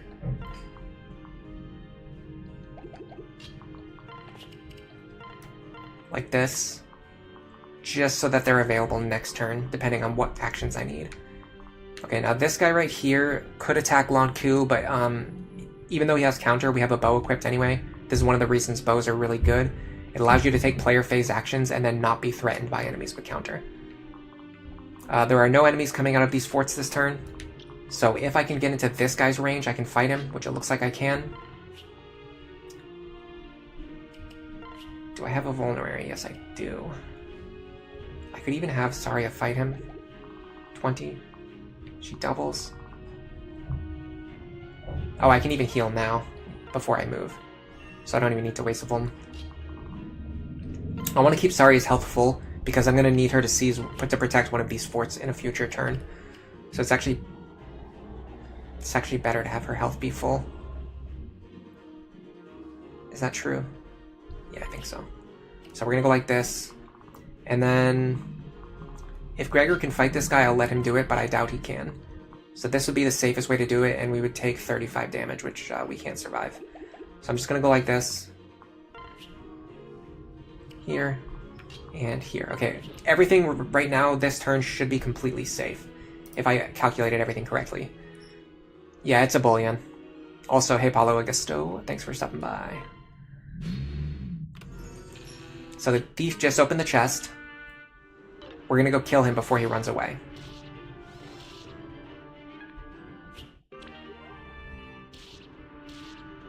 Totally safe. I'm pretty sure we even get a free turn of fort healing. This is fine. This is fine. We take 22. Even with Luna Plus, that guy is no threat to us. Okay. So here's the problem. We have these guys running at us from behind, and we have to either like clear the space in front of us or clear the space behind us. Now the one good thing that we have to our advantage is that there aren't really any reinforcements this turn. There's a wyvern coming from here and here, but their range overlaps with these enemies. You always want to stay out of range of these enemies anyway, because once you move into their range, Gangrel starts moving. So the wyverns can only move into this zone that we're never going to move into anyway.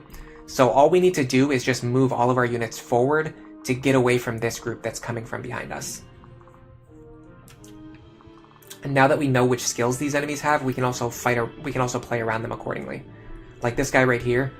has counter, but he has a short axe, so we can fight him at 2 range.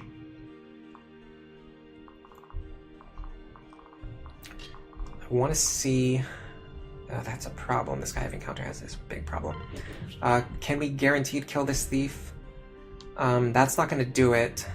Wind Tome's not going to do it. Wilderwind might be our best bet. We got 2 chances to crit and 2 chances to dual strike.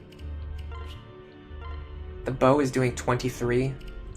Wilderwind is doing 13. But we're going to lose a couple points of attack. Are we going to lose 4 points of attack? No. So I think Wilderwind is actually the play here. Steel Bow. Wilderwind. So we got 2 chances to crit, 2 chances to dual strike. Crit right away. No problem. We get our bullion. Send that to the convoy. And because of the way things worked out,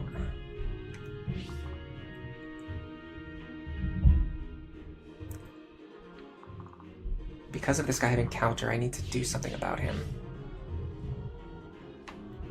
We also need to get rid of this guy. But once again, there's nothing coming from these forts this turn, so we're pretty safe on repositioning. What we really want to stay out of is the range of these 3 guys. In fact, let's solve each problem one at a time. So this guy right here, Lonku and Noe can take him out. Oh yeah, big time.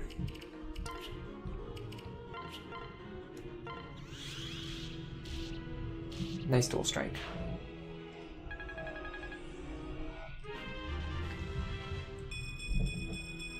Oh my god, that level up. Noe's growths are sick. Is this like a board game? Sort of, yeah. If you think about it that way. It's a strategy RPG. So every character in the game has like specific stats. Like this is Noe. She can transform into a dragon. You see all of her stats like strength, magic, skill, speed, luck. And they all have that plus sign next to them. So her base stats are pretty low, but when she transforms into a dragon, she gets like +8 strength. She gets +9 magic. She gets +6 speed, etc. There's Gregor. He's a mercenary. He's kind of weak, actually. This is Lonku. He's an assassin. He uses bows and swords. Like each character has their own specific identity. Everyone has their own thing that they can do. And the goal of the game is kind of like to move around and accomplish specific goals. Like if you were watching, I'm assuming you were already watching the stream for a couple minutes ago, but when I had to run forward and kill this thief, because the thief opened this chest, he stole an item that I wanted, so then I come over and then I kill the thief. But now, if I stand here, this guy right here is going to kill me. So I need somebody else to come over and kill this guy. But then whoever fights this guy is going to get attacked by this guy, so then I have to get rid of this guy. So it's like you have to solve each problem one at a time. It's really complicated and interesting, and I just love the strategy that goes into it. We also know by looking at the wiki that a wyvern is going to come out of here this turn. Let me check what stats he has. He has a silver axe, so we're not going to be able to enemy phase him safely because we don't know if he's going to have counter or not. So with that in mind, let's just get a free turn of fort healing. That's also going to allow us to use Anna to heal Lonku instead of needing to heal Robin. Okay. We can get an Armor Slayer and a Speed Wing if we kill these 2 guys. Good luck today. Thank you, Paulo. Long time no see. Yeah, that's right. You haven't been here for a while. I think where the last time you were here was I playing The Witness, probably. That seems familiar. My memory's not the best, but that seems pretty accurate. Okay, I'm a little bit scared now because of what happened last time. I don't want this guy with the short axe to attack me at 2 range. To attack me at 1 range, I mean. I think...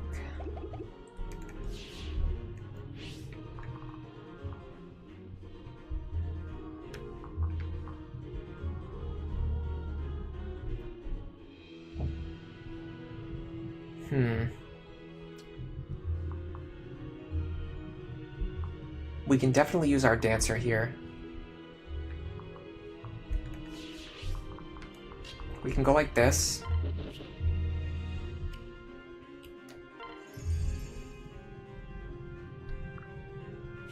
"22 experience. That's actually pretty good on a promoted unit. We can go here. We dance for Cordelia. Now Cordelia, excuse me, has a free action. I kind of want to keep her out of range of this guy.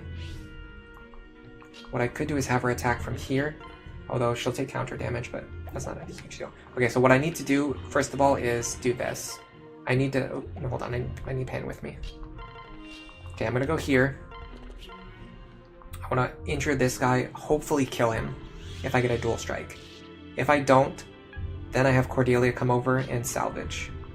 Let me make sure this guy can't do anything to me. No. Okay, so Cordelia comes here. She's going to secure this kill. Honestly, I'm going to use the Thunder Tome. I need that consistency. Okay. So now Frederick is going to fight these two guys, which are going to deal 29 plus 32 damage to him. Minus 44 defense. He's only going to take 17 damage, so he's totally safe. We moved everyone else out of range of these enemies. The only problem is Libra. If we back him up, though, he should be safe. Yeah, Libra's safe. Okay, we should be fine. Nice, Pan, dual strike. Pan's going to be level 10 soon as well. Once she gets to level 10, we can switch her over to a Wyvern. That's going to be a massive increase for Frederick. The Wyvern Parrot bonus is going to give Frederick more defense, and it's also going to give him a flying parrot partner, so we can have him fly around the map. Alright. We're looking pretty good right now. The problem is, this is the turn that repeats turn 3. So on this turn, you want to capture as many of these forts as possible. Typically, you need to leave this one unoccupied, and then just have a character standing here who won't like be threatened if the enemy comes out and attacks them. The problem is because of these two enemies and the way that they moved, it's actually going to be pretty difficult to capture all of these forts, clear out all of these enemies, and like not be in range of the other forts. So let me think if there's anything else I can do here.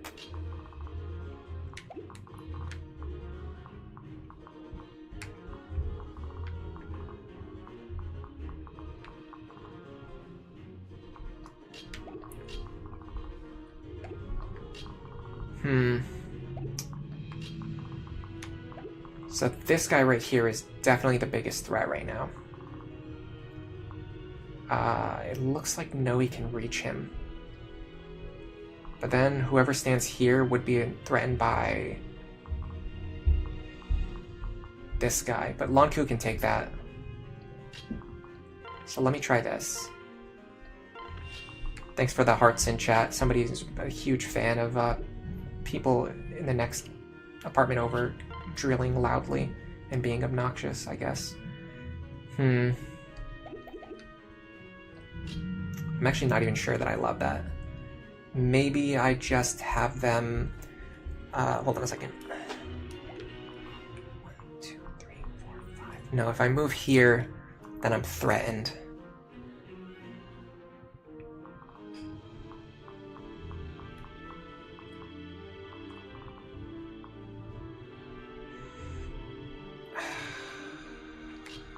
This is tough.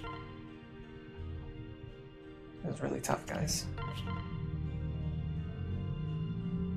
Is it better to go 2 chances to dual strike? I'm actually not sure. Okay, let me think about what's going to happen on the right-hand side. This guy having counter is actually a huge problem. This is a massive problem. In order to do this, I think I have to unequip all my weapons over here. Or I need to guarantee a one-shot. There's no way I guarantee a one-shot. I just have to let this guy hit me. So let me do this. Let me unequip everything.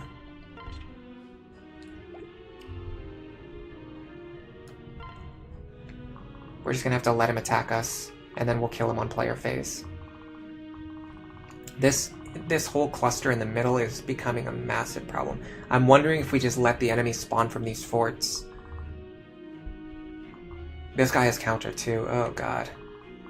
Both these wyverns spawned with counter.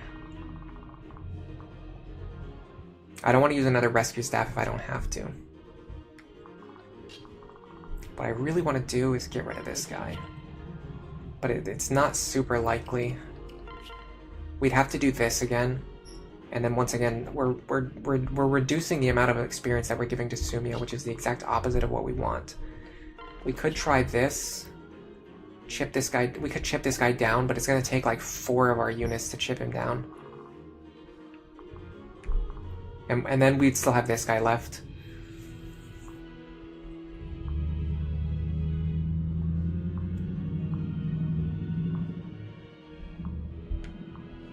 One, 2, 3, 4, 5, 6 here. 1, 2, 3, 4, 5 here. Okay. No matter what we do, this square right here is threatened. Just because this guy has pass. So I think I want to stay out of range of this guy. And I think I want to stay in range of just this guy. In order to do that, I have to get all the way up here. Which I don't think is possible. Can Sumia fight both of these guys? That actually might be the play. Actually, whoa, 23 damage. So 40 plus 33 is 73. Minus 17 twice. It's going to be 39. If she heals back to full, she can actually fight both of these guys. I have to make sure I stay out of range of this enemy and this enemy.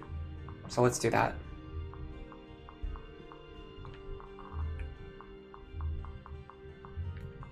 I can actually just kind of fly like up here somewhere. In fact, if I just end my turn right... No, because I have to heal. Well, how far can I... Could I physic them? What's my physic range? 8? I would need 4 more magic. Can I get it from Anna? No, I can only get 3 more. Okay, I can't physic them, so I need to do this. I'm gonna move here. I'm gonna go to the convoy. I'm gonna grab a vulnerary. I'm gonna trade that for... I'm actually not sure what I can put away right now. I can't really put away anything right now. I guess I'll put away the wind tone. I'll just pull it out again later if I need it. Now be very careful. I want to have the... I want to deal as much damage as possible, so I'm going to use the Blessed Bow here. And the Ephraim's Pike. And then make sure I heal. So with this healing, I will survive. Now I'm going to have Frederick seize this fort. And get some free fort healing. I'm also going to use the Concoction. Just so that my health is a little bit higher next turn. Cordelia can possibly draw... No, she can't draw this guy out. Well, maybe she could. She won't be able to damage him, but she could draw him out. She takes 27, so she does survive. I actually like this. I'm going to unequip my weapons. I'm going to let this guy attack me. And then next turn I'll have Frederick kill him with the volant attacks. Now here's the problem. I actually have to get these guys out here safely, which actually I can do with a movement tech. So I'm going to go here. Pair up with Anna. Okay.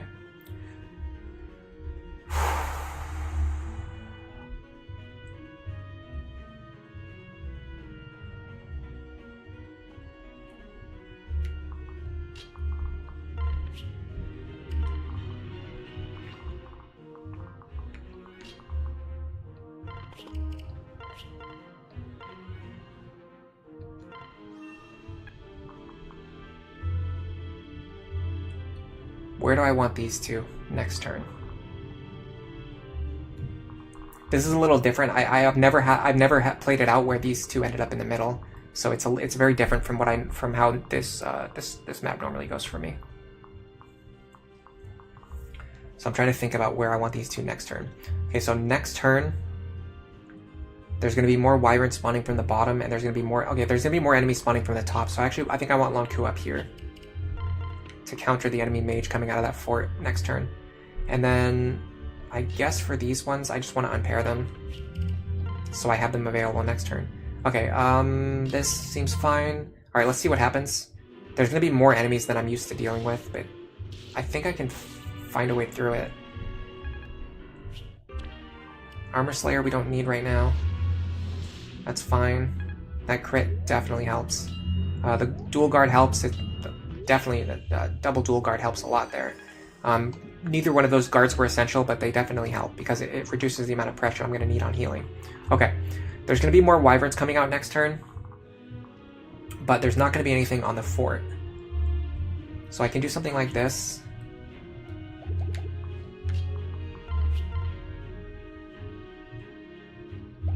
Let's just have these two fight together. The problem is I'd actually really like Saria to get this kill. Can she with this +5 speed? 17. She's going to have +5 magic, so she's going to deal 22 times 2. 18, 19, 20, 21, 22. 22 times 2 should be enough for the kill. Yes. Okay, let's start getting her some experience. If she did not get the Master Seal before going to this chapter, she would not be able to be like fighting these enemies and getting experience. So this is really going to help accelerate her growth in the long term, which will be very important. This guy did spawn with counter too, so that was a... Alright, we can Volant Axe this guy. Yeah, the Volant Axe was a really good call. Huge deal breaker. Alright, I think I want Cordelia over here to help start, potentially seize this fort next turn. Because next turn, there's going to be... there's going to be enemies spawning from both of these forts. And this could also potentially draw the wyverns towards the center, which will help us control their movement. Be careful, there's going to be enemies coming from here this turn. So we cannot end our turn too close to there, unless we're like sure that we'll survive. Let me actually check which enemies are coming out.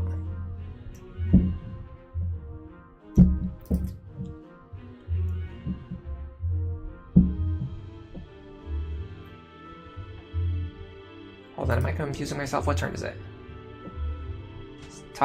Turn 7. So the mage is going to be here. The concern is actually these two, and they both have melee weapons, so we can actually stay like pretty close to them. In fact, I did an opener before where you could actually fight this mage on enemy phase by standing over here, because he comes down here and he attacks across the river. Should I do that? Problem is I'm taking a lot of damage from this guy.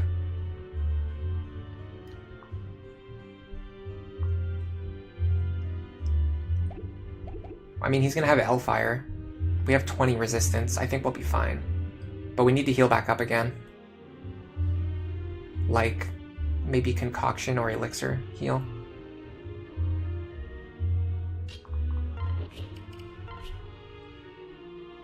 I'm going to switch back to the Steel Bow now. I got to go into the Convoy again. I need... Well, it's got to be the Elixir. That answers that question. Alright, let's use an Elixir here. And make sure we equip the Javelin. Okay. Silver Axe has counter. Silver Sword does not. So we can't fight this guy this turn. This guy we can fight this turn if we need to. There are no reinforcements coming out of this fort this turn, so we can reposition over here if we want to. Do I want to? Heavily leaning, no. I think I just want to pull these guys into the top. I think I just want to lure them up. They should continue to follow my units up here.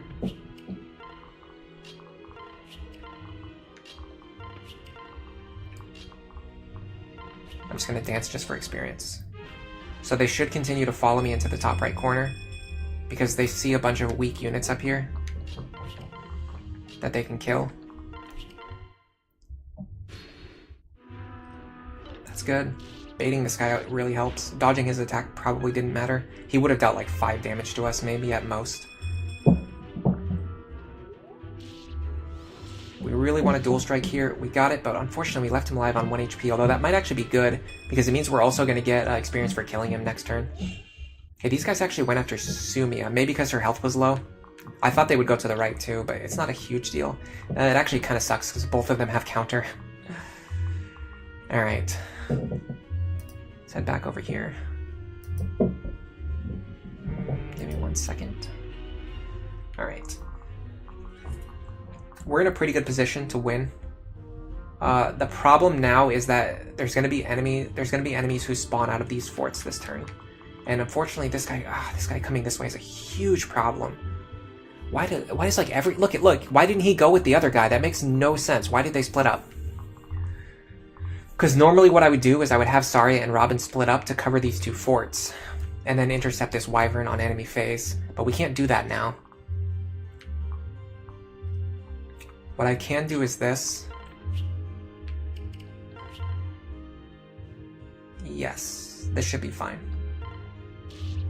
Okay, so I'm just gonna have to fight the mages who come out of here on enemy phase, and then I'll have to deal with the wyvern next turn. But now the problem is because I'm not in his range, who knows what he's gonna do? He could run over here next turn instead of going the way that he's supposed to go. That's the big problem. All right, so this guy has counter, not a huge issue, honestly. Like nothing else is really in range of him, so we can just have Lonku or Noe take him out.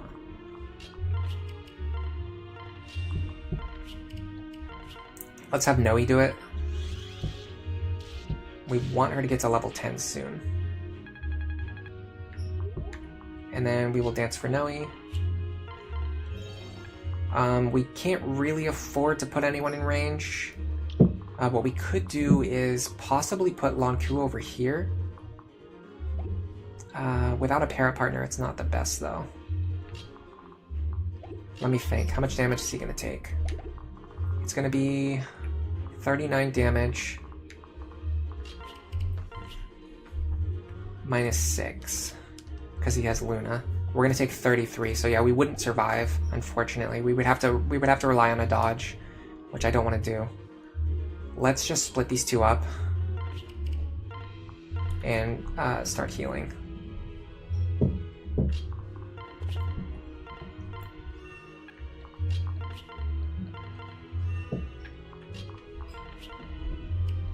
So the only thing you really need to do to keep your backup squad alive is just to keep them far enough away from the enemies where they can safely fight like one guy at a time. Alright, so here's a big problem.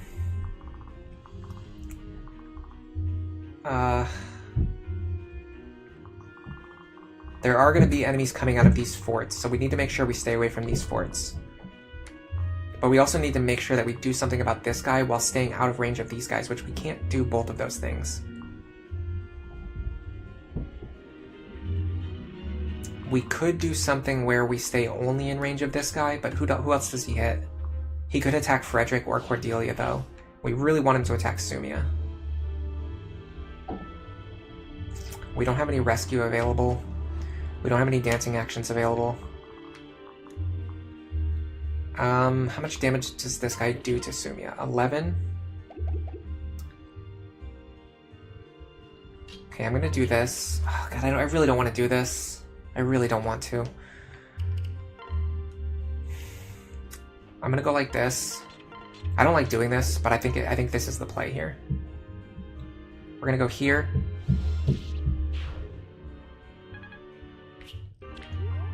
We're gonna go here. We're gonna trade. We're gonna take her javelin. Now when she gets attacked, she's not gonna have any weapons equipped, so she can't trigger counter. I know I can attack the hero, but the problem is this guy. When this guy runs up and attacks me, I would kill myself with counter damage. So I have to unequip Sumia's weapon, unfortunately. Can I leave Frederick in range of this guy? No. I mean, I could if I like just for the sake of baiting him out, but I can't have any weapons equipped. Is that okay? This is the last round of reinforcements. So I think we're okay to do this. We're going to unequip Frederick, and we're going to bait this guy into coming to the left. Because we really need him to. That dual guard helps. Because Sumia's health is getting kind of low, and we can't afford to keep healing her. Okay, they're not moving into one range now, so we're a little bit safer. Sam Thomas is heading to work now. You look forward to catching up on the clear when you're back. Thank you, and thanks for coming to the stream. What's really cool is later on when you watch it, you can watch it at like 2 times speed, which makes it a little bit easier to bear, especially for these moments where I'm standing here for like 5 minutes trying to figure out what move to make. It can be a lot easier to watch the archive rather than watching the live stream, which I understand, but you know, it's really hard to figure like everything out that you need to do. Okay. So we are on, let me just confirm, let me just triple check. We're on turn 9, right? Yeah, we're on turn 9. There are no more enemy reinforcements, and Gangrel won't start moving until we move in range of his pack. So what we can do now is fly around the map and just let Sumia pick up like as many kills as possible. So we can take our gear back out of the convoy. We're gonna want the steel lance we've been using, javelin. Should be able to kill this guy with javelin plus dual strikes, so I'm gonna go for that. Yeah. Now this guy can no longer reach us, so we're just gonna fly away. We're gonna go here. Actually, what I want to do is I want to pair up with Frederick. I want to make sure this guy can't kill Frederick. Not even a chance. Okay, so I'm just gonna keep Frederick unequipped. Yeah, I'm gonna keep Frederick unequipped and then use him to bait this guy over. So this guy will run over here and attack Frederick. That will allow Sumia to kill him on enemy phase. Next, I'm going to have my other units just running away from these guys. I do have to make sure I take out this guy right now. This is tricky. This guy encounters a problem. All right, hold on. I can do it this way. I can go here. Will this guy kill me if I don't heal? Yes, because he has Luna. Be careful for Luna. What about Saria? I can leave her in the lead, right? 32. 39. Minus 8 would be 31. She actually survives. Okay, let's put Saria in the lead. On the fort. This is going to pull this guy over here and stop him from chasing my other units. Now I just need to have all of my other units just, like, everybody just move out of the range of all enemies.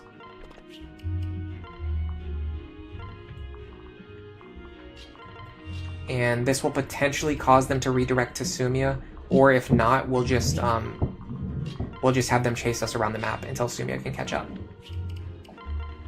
So this should be fine. Saria survives even if she didn't dodge there. Getting experience onto her is actually better than Robin, because Robin's already over-leveled. Okay, cool, they're actually going after Sumia, which is great. That's exactly what we want. Well, they're probably going after Cordelia, but whatever. Alright, we can enemy phase this guy. This guy has counter, so we have to... Gosh, why do all of them have counter? Okay, this is fine.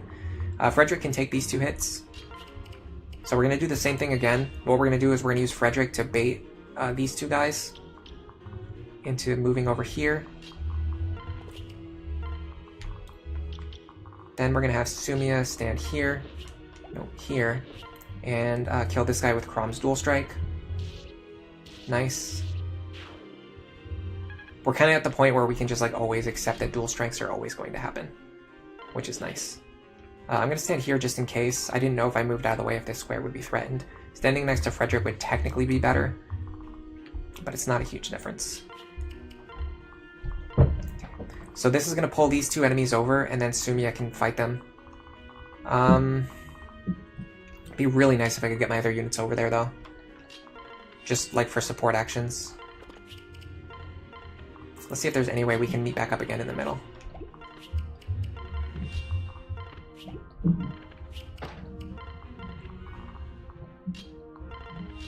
It's like the most obnoxious stream I've ever had. They just will not stop over there.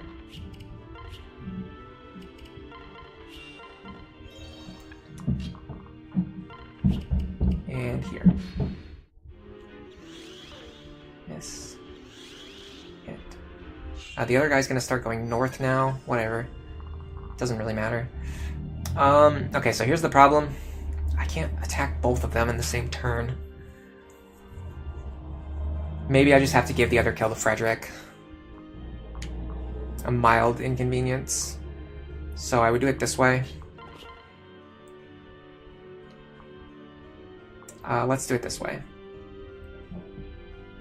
Does this even work? Maybe. It's actually kind of tricky.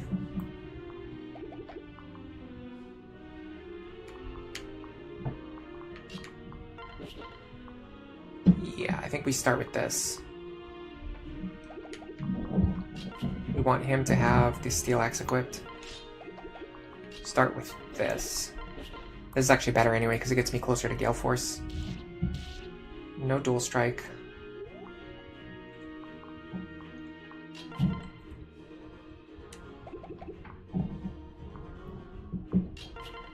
Can we deal 28? Not really, because our damage is going to be cut in half. We have to use the Volant Axe here, which is kind of funny, using it on a like a non-flying enemy. But we have to do it because it's the only way to guarantee this kill. Yeah. Then we're gonna go here. Once again, we're kind of banking on Crom dual striking, but we're at the point where it's like guaranteed to happen.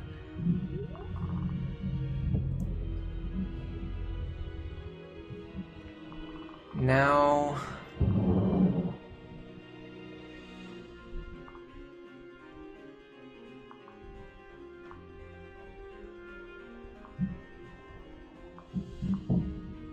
got an idea.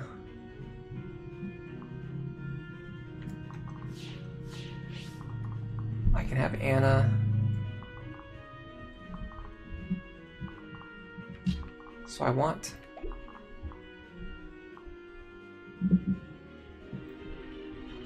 Anna over here.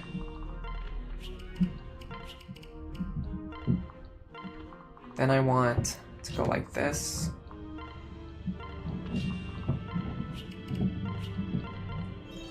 This is going to allow me to have Anna run over and finally heal somebody on this side.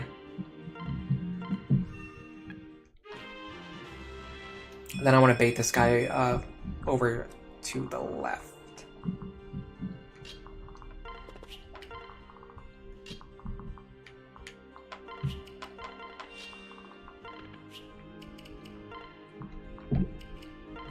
Can neither one... Okay, yeah, Longfu can move on water.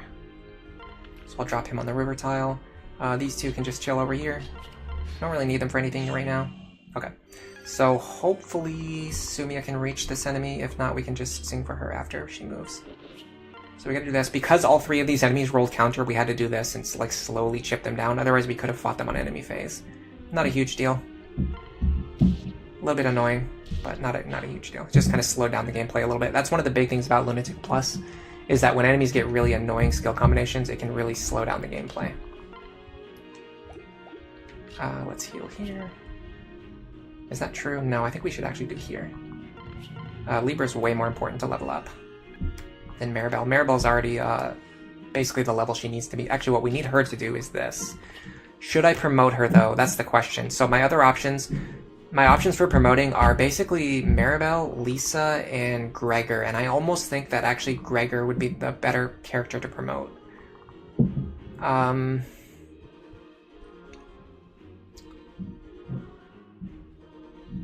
think Gregor might be better to promote, because if I don't promote him now, he's going to fall further and further behind on his combat goals.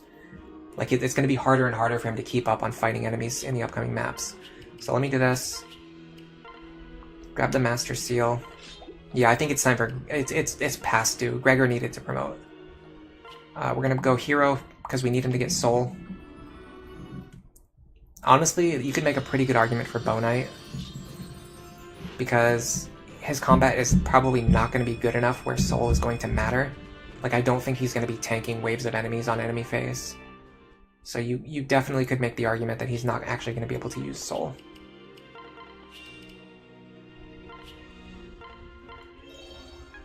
Hello, Garrett. Thank you for stopping by. Good evening. If you're hearing a bunch of banging and thumping, it's because my neighbors are, they're currently in a Nintendo 64 game doing a moving block puzzle. So they're just being as loud as possible, as loud as humanly possible. They're also drilling too. You've heard a lot of drilling today. It's all in good fun. Hey, Joshua Brown. How are you doing? I'm doing pretty good. How are you doing? Well, honestly, you know what? I have to be completely honest. It is freezing here where I live, and the cold weather has really been slowing down like my productivity and everything. Like I've just been like I was editing like the video that I released this morning, the new Conquest video. I was editing it like last night, and then today's stream, like I didn't even know if I was going to stream or not. I was like, you know what, I'm going to go to sleep, and if I don't wake up in time, then I'm just not going to stream. But I woke up anyway, so it wasn't a big deal. All right, so now we have to start planning how we're going to pick apart Gangrel's team, because they do all start moving at once, which is a pretty important factor. The other thing is that on the turn where we end the map, we have to make sure that we loot this chest, because if we don't loot it before the end, we'll basically lose the treasure that's in there.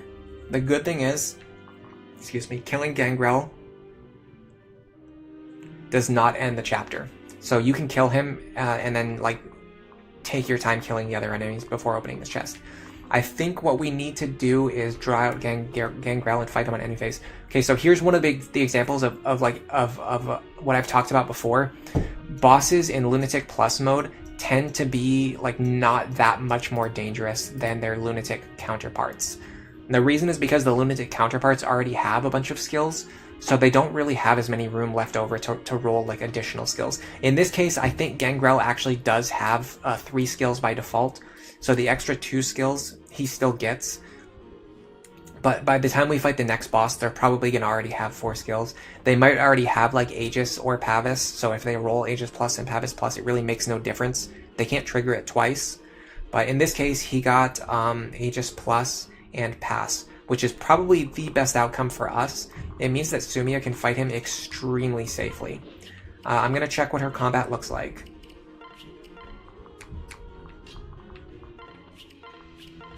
So let's do that first. Let's check to see what her combat looks like. Joshua Brown, it's cold there too. Too cold for Hema. Hema, is that like live action type thing?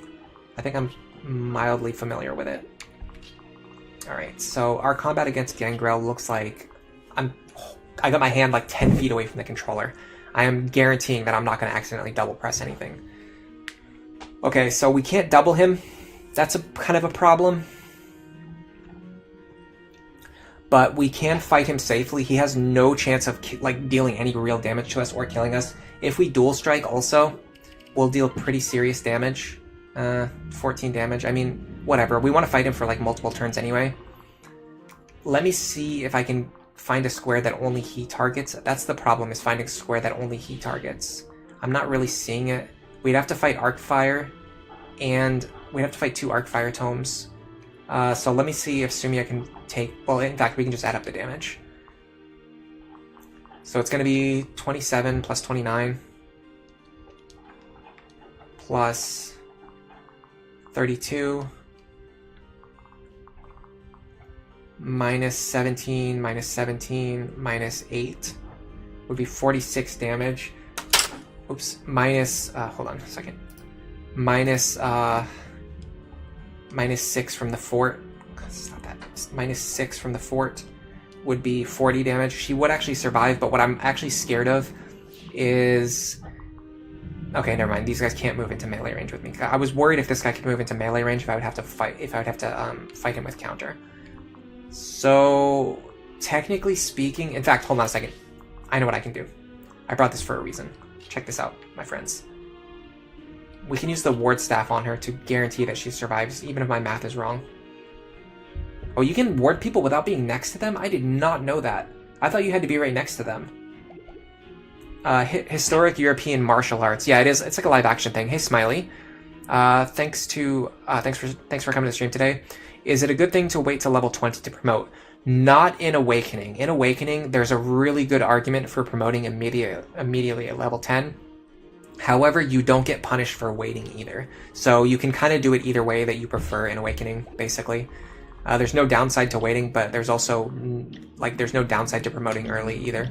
So if you want to get good enemies, if you want to get good skills as soon as possible, promoting early can be a good way to do that. All right, let's have. Oh, actually, Robin's not the best option for fighting this guy. Do you get terrain bonus as a flyer? You do not. Good call, but thankfully the ward staff will protect us. Ward has range. Yeah, I did not know that. I genuinely did not know that, mostly because I almost never use it. I usually just sell it. But it's actually proving quite useful in this chapter. The ward staff will keep us alive, so we should be fine on that front. In fact, we could even do... Yes, we could put Robin... We could technically put Robin here. They're going to take more damage. They're going to take 29 plus 32. They're going to take 61 minus 23 minus 14. They're going to take 24 damage, so they'll be totally fine. That's even before Saria's pair-up bonus, too. So let's do this. Go here. Go here. I need Anna to be on the right-hand side so she can grab that chest. I'm even going to sing for her. Oh, no, I'm not. I moved her too far. That's fine. I'm going to ward from back here, knowing that I can, because I need Maribel to be far away from the action anyway. This is going to drastically reduce the amount of damage that Maribel takes. That Sumia takes. She's going to take 15 less damage. Oh, hold on a second. It's Gangrel, okay. Yeah, she's going to take 15 less damage than what we calculated. Not to mention the fact that with the weapon triangle advantage from the Javelin, we're actually going to be taking less damage from Gangrel. So yeah, we're going to be taking way less than what I calculated. The only problem is going to be if these guys block Gangrel, I won't be able to fight him, which might be okay. For my other units, this guy having counter means I don't want to fight him on enemy phase. So for my other units, I'm actually just going to have them back up. The reason I'm having them back up is because when Gangrel moves forward, he's going to have a massive attack range. And I need my characters to be in a position where they could potentially move out of his range without getting stuck on any terrain or anything. So I'm gonna go really far out of my way. Alright, so let's see what happens. Totally fine. Leaving that guy alive is okay. This guy's blocking Gangrel's square, but I killed him, so it should be fine. Okay, this guy got baited into attacking Robin, so Sumia should guaranteed survive now. We're going to take around, I think, 12 from him, I think it was. Oh, it's actually way less now. With the ward staff, we're only taking 3 damage from Gangrel. So yeah, he's no threat to us at all. So now all I need to do is back up and fight Gangrel for one more turn. Does he have Acrobat? He does. So he'll move over the fort with full movement. So he's going to go 1, 2, 3, 4, 5, 6, here, here. So all we need to do is stand right here. Oh, somebody's texting me. Sorry about that, guys. Stand here. We can even get some healing experience on Libra. We want Libra to hit level 5 soon. So here are our goals. Libra to level 5, Noe to level 10, Pan to level 10, Robin to level 10. Can I get Robin out of your range? Yes, I can. There's a woods tile in the way. That's okay. I put Anna over here.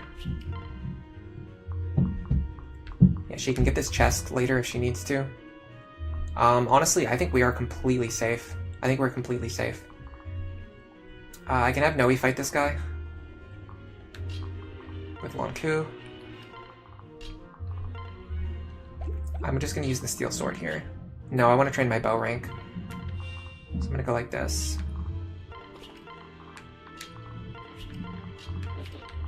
This time I want my units more clustered together. The reason is because on the next enemy phase, on the next player phase, I'm going to kill Gangrel anyway. So I want my other units to be close by so that we can sweep the rest of the units if we need, the rest of the enemies if we need to. Okay, nice. That is level 9, I think. Okay, so we just need one more level on Noe. Stabs are probably at their best at Awakening. Ranged Ward is really good. Yeah, I think Awakening has the best stabs of any game. Which is kind of funny because there's actually not that many of them, but the few that there are so strong and so impactful. Okay, we got level 11. Just 4 more levels to go, and we'll get Gale Force before Lucina joins. Got an extra Dragonstone and 11 Sword. Okay, these guys going this way is actually pretty annoying. Because they're specifically blocking Anna from getting the chest. Let me just run away.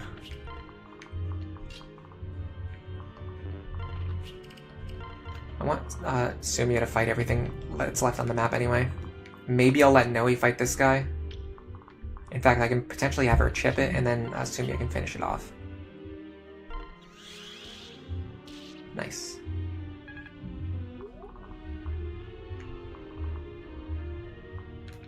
I want to be in range of Olivia if possible, which means standing here. We should be able to get the kill in this square. Steel Lance, everything looks fine. Go here. Now I gotta be careful, I don't want to kill these guys too fast because then I'll miss out on getting the chest.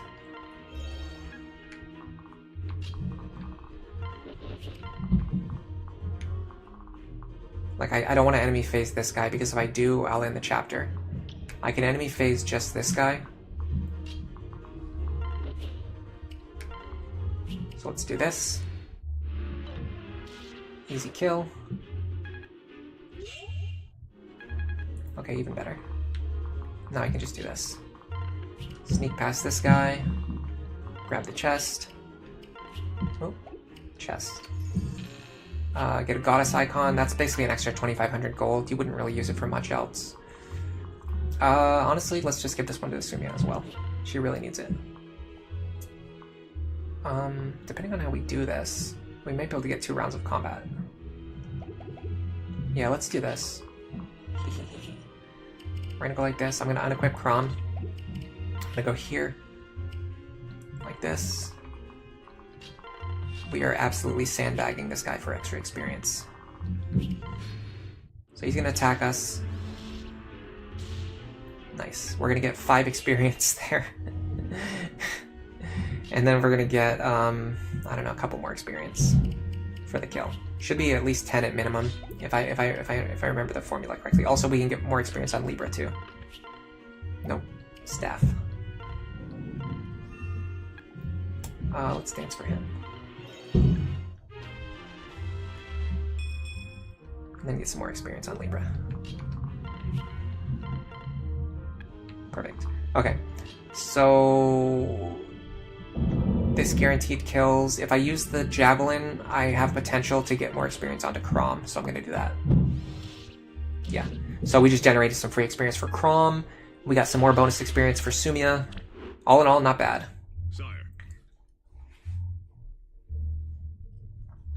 Ward went away this turn. I think it only goes down by 1 point per turn. It doesn't, like, go away completely. Alright, so we beat Chapter 11, which is kind of the main thing I wanted to do this stream. There's some story stuff that happens. We're kind of skipping over the story. This is more like a gameplay guide. It's kind of funny to watch Chrom like walk around the map and we have no idea what he's doing. There's like a bunch of story scenes playing. The next chapter, honestly, is pretty doable. This is one of the less like overwhelming chapters. We struggled in our no Frederick run because we didn't have Frederick, but like with Frederick, I could potentially just kind of do this chapter today if I really wanted to. The new shop that we just unlocked doesn't really have anything that amazing. Unfortunately, it just has stuff that like all the other shops sell. The good shops are honestly this one here that has all the steel weapons, and this one here, which has your javelins and hand axes. Let's check our barracks. I'm surprised we didn't get any supports this chapter. I don't know, my neck's a little bit sore though. That honestly wasn't too bad. 2 hours for that chapter is pretty good. That is a tough chapter. Here, let's put away all the junk that we picked up. We're not going to need the Worm Slayer anymore. I'm surprised we didn't get another rescue staff. I thought there was one in that chapter. But the thing is, after we beat this chapter here, we can buy as many rescue staffs as we want. So we still have like a couple of rescue... We used more rescue staffs than I normally use, and we've still got 3 left over. What did you miss? We had Sumia kill Gangrel and then kill everything else on the map. She got to level 11. She's almost level 12. Yeah, we cleared it. Give me 1 second. Oh. Need to do something real quick. She's almost level 12. I think we have 2 more chapters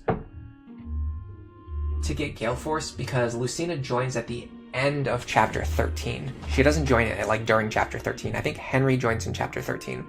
Lucina joins only after you beat the chapter, so even if we get Gale Force in chapter 13, we still pass it to Lucina. However, there's a pretty good chance we get Gale Force in this chapter right now. Just 3 more levels and 9 more experience. Yeah, we should be able to get it in this chapter right now because there's a lot of promoted enemies in this chapter, and Sumia is going to be one of our main killers with the Beast Killer, as well as tomes for defeating the Armor Knights.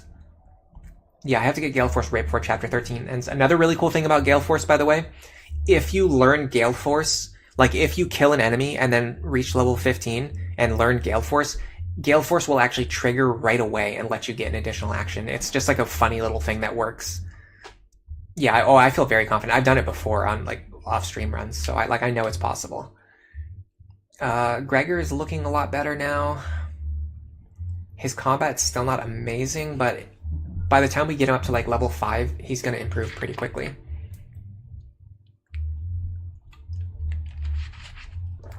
His growths are a little bit worse than Vake's, but honestly they're pretty similar. So like saying that he's similar to Vake and just a little bit worse is like pretty good. I believe I have 1 second seal, which I want to use on either Noe, Robin, or Pan. Where's Robin? Robin's here. The way things are going right now, I'm most likely going to have to use it on Robin sooner than later. Because it looks like we're going to be sending Robin over to Sorcerer. I think I'm going to do one attempt on chapter 12. And then I'll see how I feel. Let me start a poll. Can we beat chapter 12 today? Yes or no? Yeah, Gregor promoted right at level... did he promote right at level 10? I'm not sure. You like him more than Vake for 2 reasons. So the one reason why I like him better is just because you get him for free. You just never have to train him. In my opinion, that's always a plus. Let's reorganize our inventory. And then we'll go ahead and we'll do 1 attempt. And then after that, I'll see if I feel like doing more attempts. I think I can buy more concoctions now too. Yeah, we can. But our gold is a little bit low. Let's try to get through this without spending any money. Hold on 1 second. Is it just me or did the sound just stop?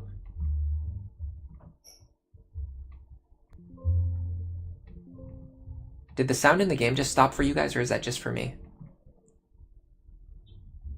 Yeah, there is no sound coming from the game right now.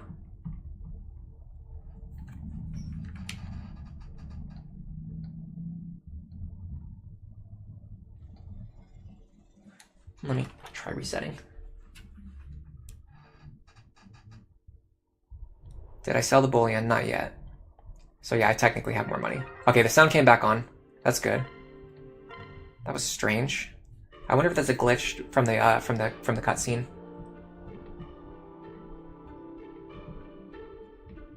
Actually turned it up a little too loud. Yeah, it came back on when I reset, so I think we're fine. Yeah, Gregor already comes at level 10, which is is really great, and then Arms Thrift also makes your forges last longer. That's true as well. Vake does have the advantage of HP plus 5 though, which is actually a really good skill, especially in Lunatic Plus.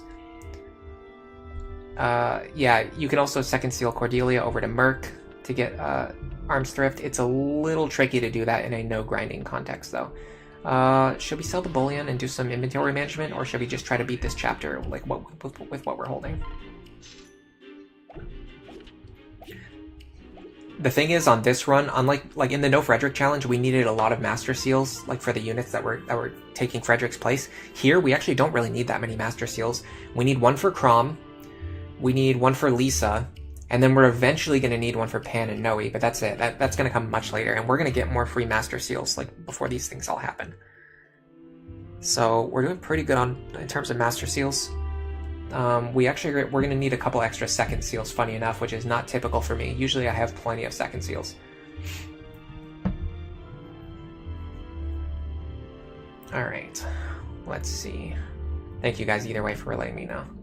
You guys think I'm going to be able to beat the chapter today, really? I'm only going to... I might even only do one attempt. Alright, we're going to need Sumia to be restocked on javelins.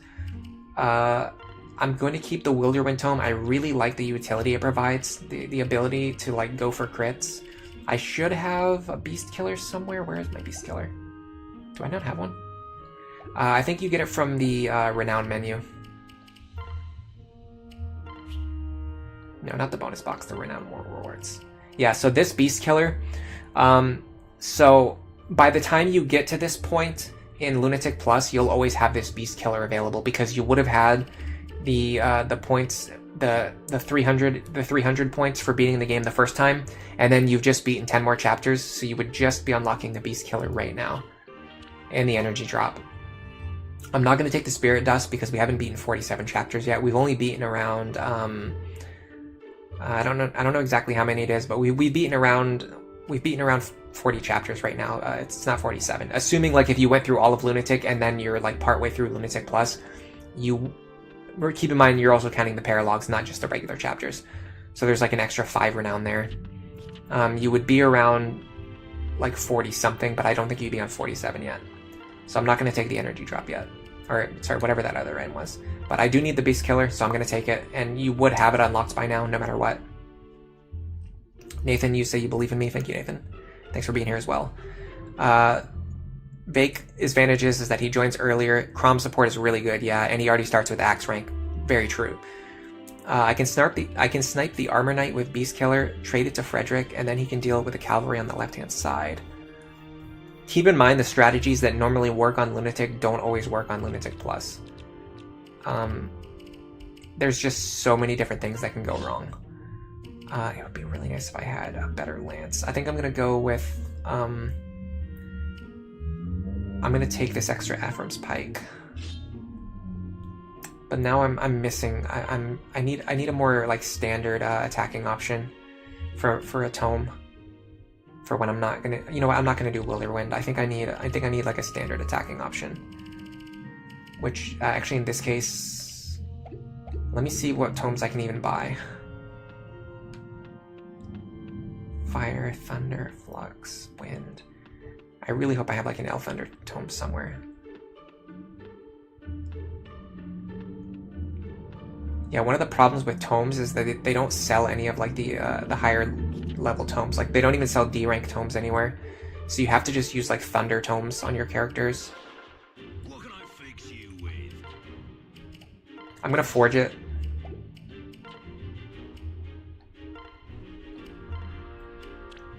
Honestly, forged Thunder tomes never stop being good, especially if you're just like putting one extra point of might on there. That's going to allow her to potentially hit the Armor Knights. I want a Hammer user. I guess it's going to be Frederick, because we don't have Vake this run. So our Hammer user is going to be Frederick. We don't need the Volant Axe anymore. We're going to restock our Hand Axes. Lances are going to be good here. Concoction, I'm going to hold off on that. I need the Hammer.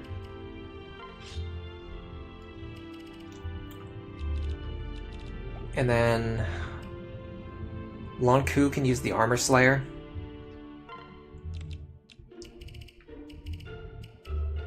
That we got last chapter.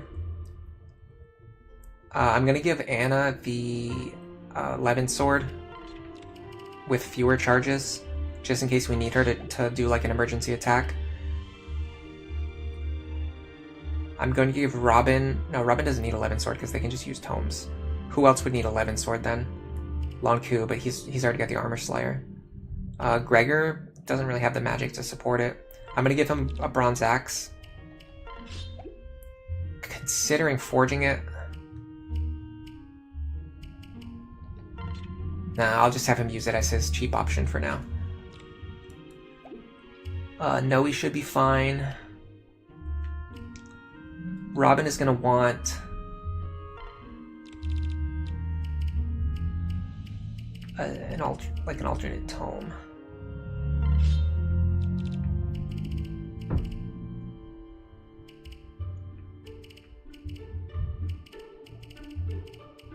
I think we're fine here. I'm gonna give them the Erica's Blade, just because like nobody else is holding it, and it could potentially bail us out of a situation if we have to like fight an enemy that has like a really deadly skill.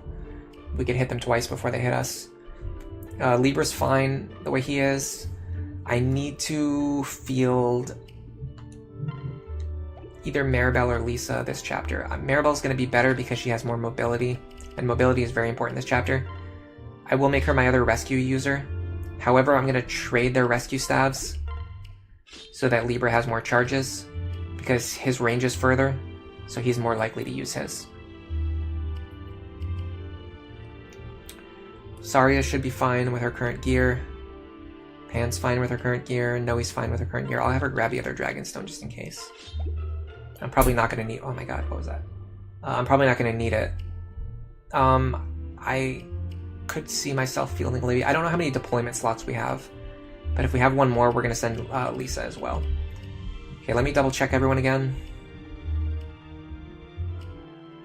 Hammer. Dragonstone. Sorry, I'm not reading chat, but I want to get through this prep phase quickly, so that I'm not sitting here in the prep screen for half an hour.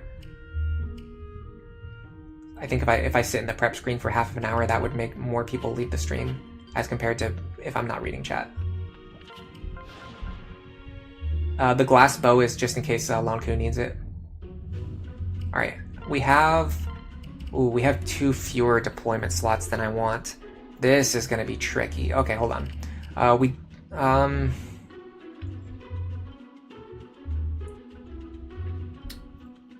Out of this team, who could we potentially cut?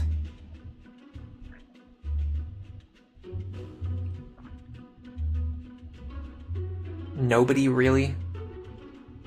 This is really tough. This is a very tough cut. Yeah, I didn't pass around the concoctions yet. Thank you for pointing that out. Hold on a second. Let me get all of them into the convoy.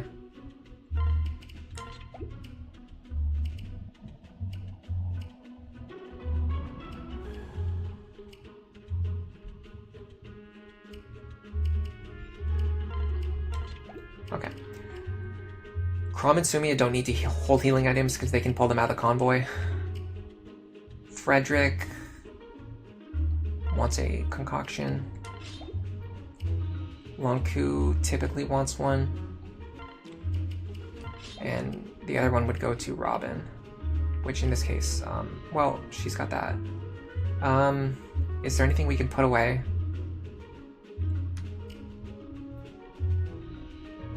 Not really. Alright, well, let's just trade this for a concoction then. Just in case if we need to heal, I would rather heal for more rather than heal for less. Gregor should be fine the way he is.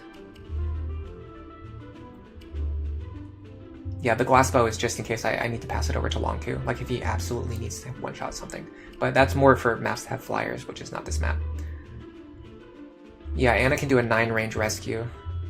But I don't really want to get too much experience onto her. I'd rather get the experience onto Libra if possible. Libra's the more important unit to train up. Anna's not that important to train. She's basically just my lock touch unit. Which, honestly, if I'm thinking about that, it might be a good idea to bench her and field Olivia. The main thing is she's actually kind of good with the Levin sword here.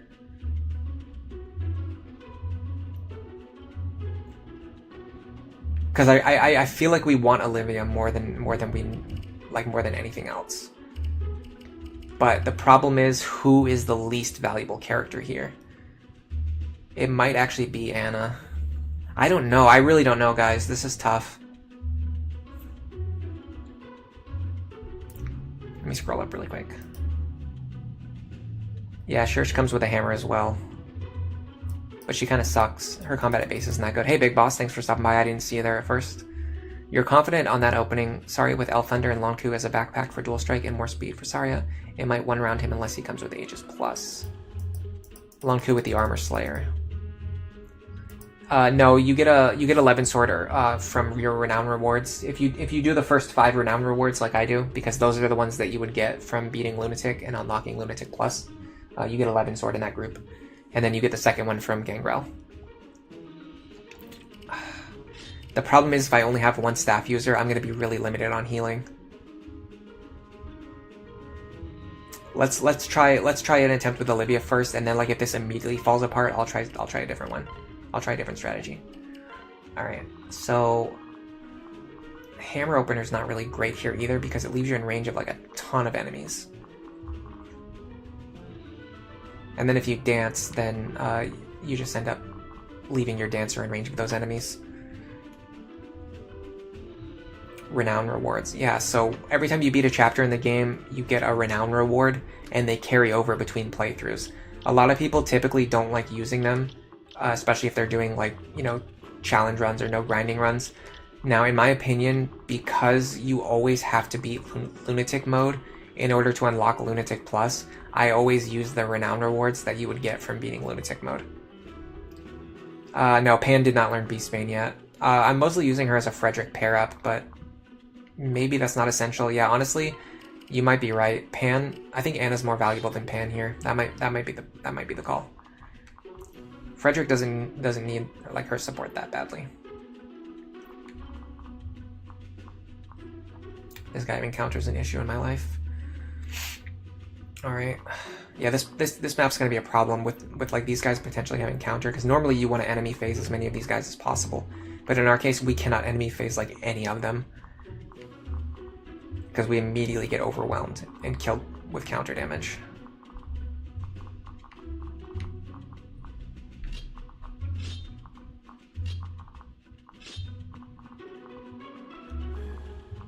There is something I wanted to test out, but I don't know if now's the time to do it.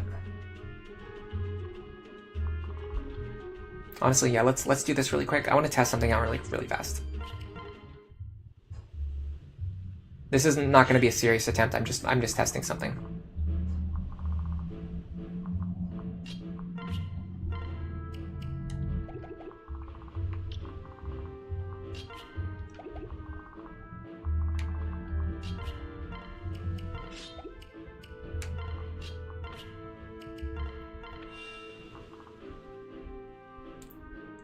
Yeah, I know she gets the hammer. But she's not that good at, like, her combat's not that good at base, especially for Lunatic Plus. Like, she struggles in Lunatic. She really struggles in Lunatic Plus.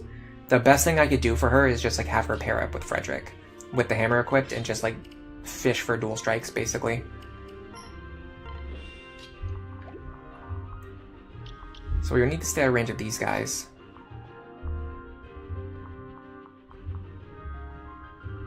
Well, do I need to stay? Yeah, I need to stay out of range of this guy. So I need to go like here.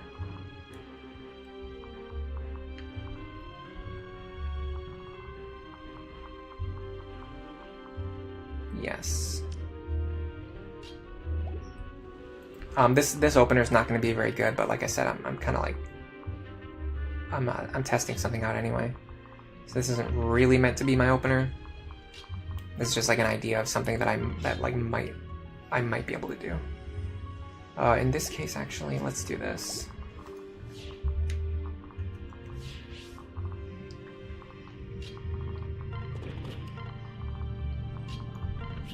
Dance for Frederick.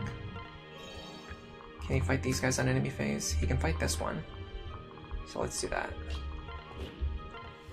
Hammer. Usually I like to go bottom left, but I'm going to see what happens if I try to go into the bottom right corner.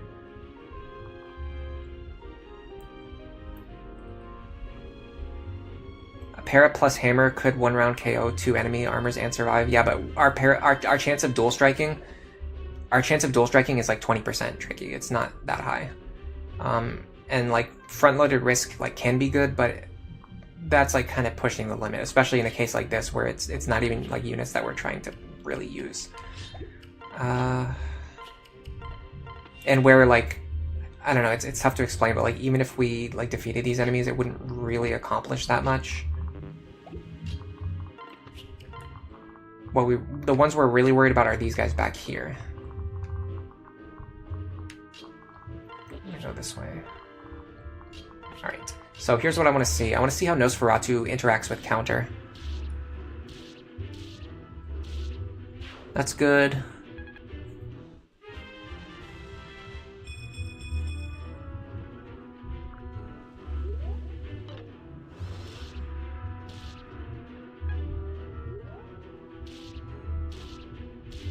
Okay, you do heal yourself before counter triggers. That's very important information. So here's the problem. If you don't enemy phase a bunch of these guys, eventually you get into this situation. You like immediately on turn 2, you get into this situation right here, where your entire army is just like surrounded by high quality enemies on every side. So that opener's not going to work.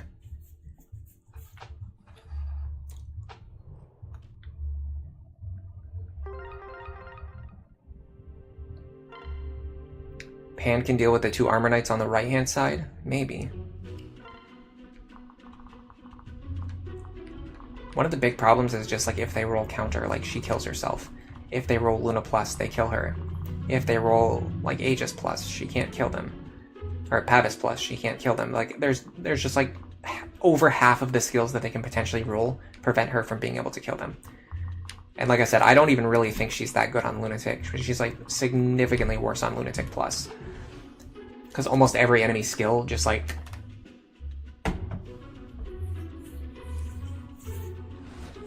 Yeah, you can use Vengeance and Advantage to play around counter by just killing enemies. Like any technique that you can use to one-shot enemies is a way to play around counter. But this was really good information. Knowing that Nosferatu actually heals you before you deal counter damage to yourself is very important information. That means that sorcerers are significantly better at playing around counter.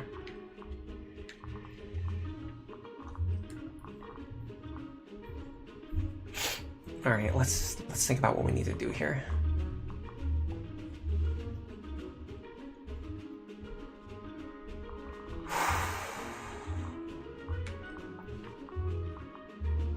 This guy encounters a problem, right? It's not the worst thing in the world, but it's pretty bad.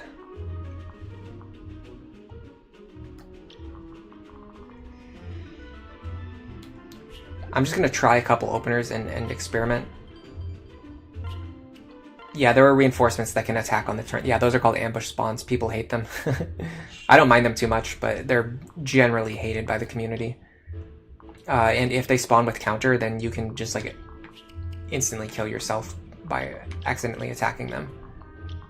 Because they spawned and then ran into you. So if Robin stands like here-ish, they can fight these 2 enemies on enemy phase. It's like not really that great. We're not going to kill this guy. We're not going to kill this guy. This is the point in the game where enemies suddenly get a massive spike in their speed values, and it becomes very difficult to double. And that's what we're seeing right now. We're just like not getting the doubling rates that we need.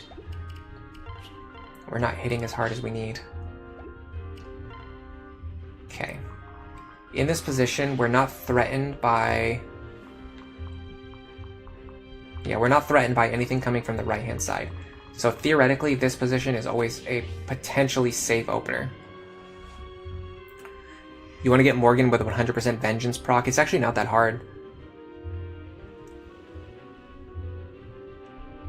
Yeah, you can block the forts. Yeah, ambush spawns aren't really that big of a problem. You can block the tiles that they come from. You can just kill the boss like before the ambush spawns appear. There's just tons of things.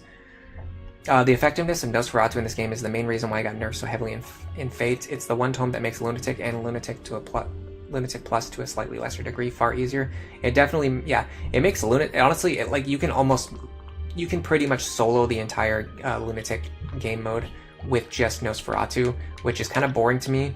And I do think another one of the reasons why Lunatic Plus has been like really hated for so long is because while Nosferatu is still good, it's not as good on Lunatic Plus, and I think people like go into Lunatic Plus wanting to use the same strategies, and they don't work anymore, and that frustrates people. But that's just the way it goes. Alright.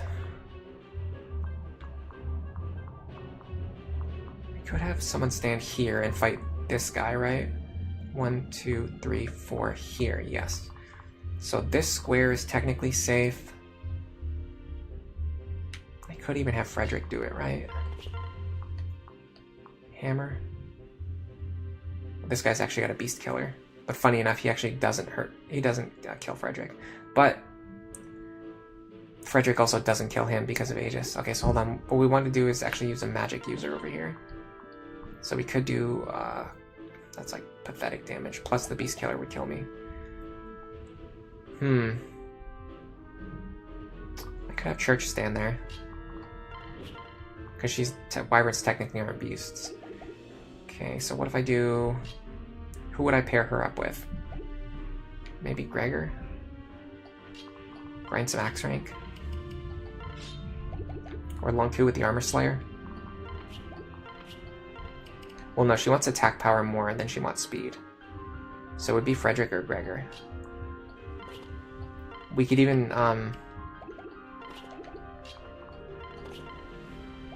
19. Yeah, we could even fish for dual strikes. Go here. Item. Hammer. Okay. Now, I think this opener actually, over here, was actually pretty good. Sumia here. I don't know where I want Noe. Sumia here. Thunder. I could also rally everyone else's movement. It doesn't really matter, but might as well. Pair up here.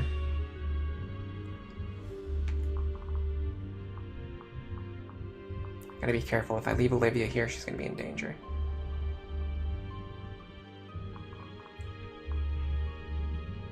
I can't fight both of these Armor Knights on the right-hand side because this one has counter. Counter is such a big problem in this map specifically. Typically in maps like this where you're surrounded by huge groups of enemies, counter becomes significantly like a much bigger problem. And because we only have a couple of rescue stabs left over, it's actually a little bit of an issue for us. And we also forgot to give one to Anna. Don't let me forget to give one of the rescue stabs to Anna.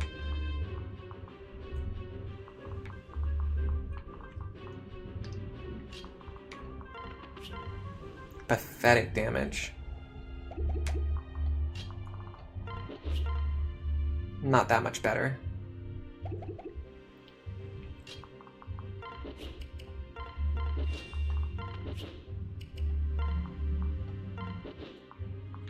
Fine. Just dance for Lonku.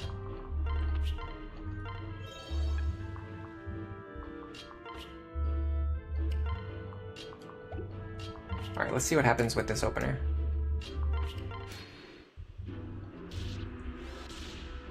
Crit helps. I mean, he's not going to help us enough, though. We're still going to get completely overwhelmed. We do get an extra Beast Killer as well. Hey, Atelgier. 1 second, I'm going to read your message in just a second. We got level 12 just from that. Okay, so Gregor cannot punch through these guys.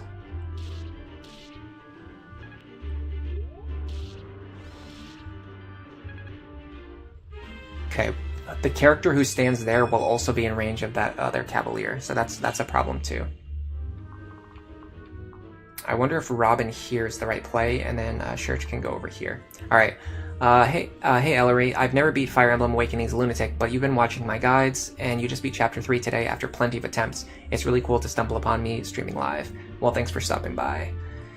I think it's possible for anyone to do it, but you have to learn like skills that aren't really taught in almost any other Fire Emblem game. Like it tests skills that other Fire Emblem games typically don't really test. Yeah, that was a really good Sumia level up. Unfortunately, we're not going to be able to keep it. You think to make Gregor good, he has to get D rank access to use the hammer in this map, and not be stuck in E rank. Church does survive 2 hits. The more you experiment with the difficulty, the easier. Yeah, exactly. The more you experiment, like the better you're gonna get. Like most of what I'm doing now, you know, was discovered from me playing the game over and over again and just experimenting with everything and trying to see what works. Okay, I think I want to have Church go to the right-hand side and fight this Armor Knight, because we've already demonstrated that she is capable of fighting Armor Knights safely. Please stop banging. My neighbors are doing, I don't even know what they're doing. They're just being disruptive. They just like doing it. They just like being disruptive. Okay, and then Robin can go like here. Yeah, Robin can go here. The problem is, it means I can't fight the guy with the Beast Killer. Plus this guy has counter this time, so I can't even fight him. Ugh. God, this sucks. There's just no way to, like... There's no way to... Because of the Lunatic Plus skills, there's no way to safely clear the enemies. This guy's rolled counter every single time, by the way. There's no way to safely clear the enemies, but then, like, we also can't really enemy phase them, and then we can't clear them, so we just get overwhelmed on turn 2. We could give an arm scroll to Gregor so he can use the other hammer. I'm fine with letting Gregor. I'm fine with letting Frederick use it. Although honestly, I don't know. You might have. That might be a good call.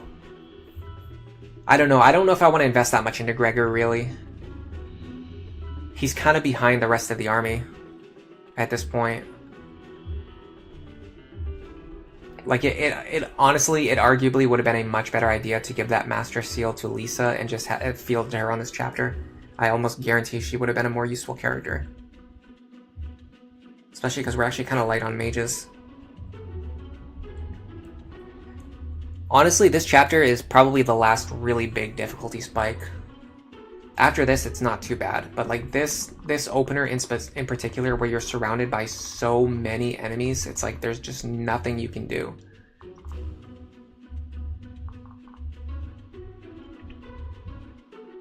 So the problem with Gregor is that we have him paired up with Cordelia, but neither him or Cordelia is strong right now. So we just have two weak units supporting each other to be like slightly less weak, because we haven't really invested in either one of them as much as we would need to for them to actually be good.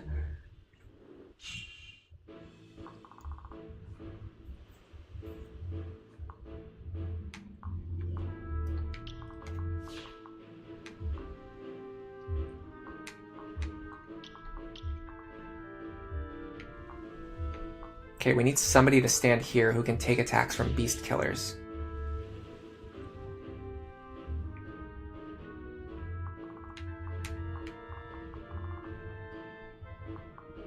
Gregor theoretically could do it, but he's going to get doubled and killed.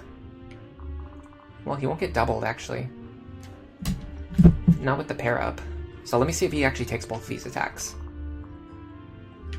39 plus 34 is 73. Minus 14 is 45. Yeah, he gets destroyed. He's absolutely annihilated.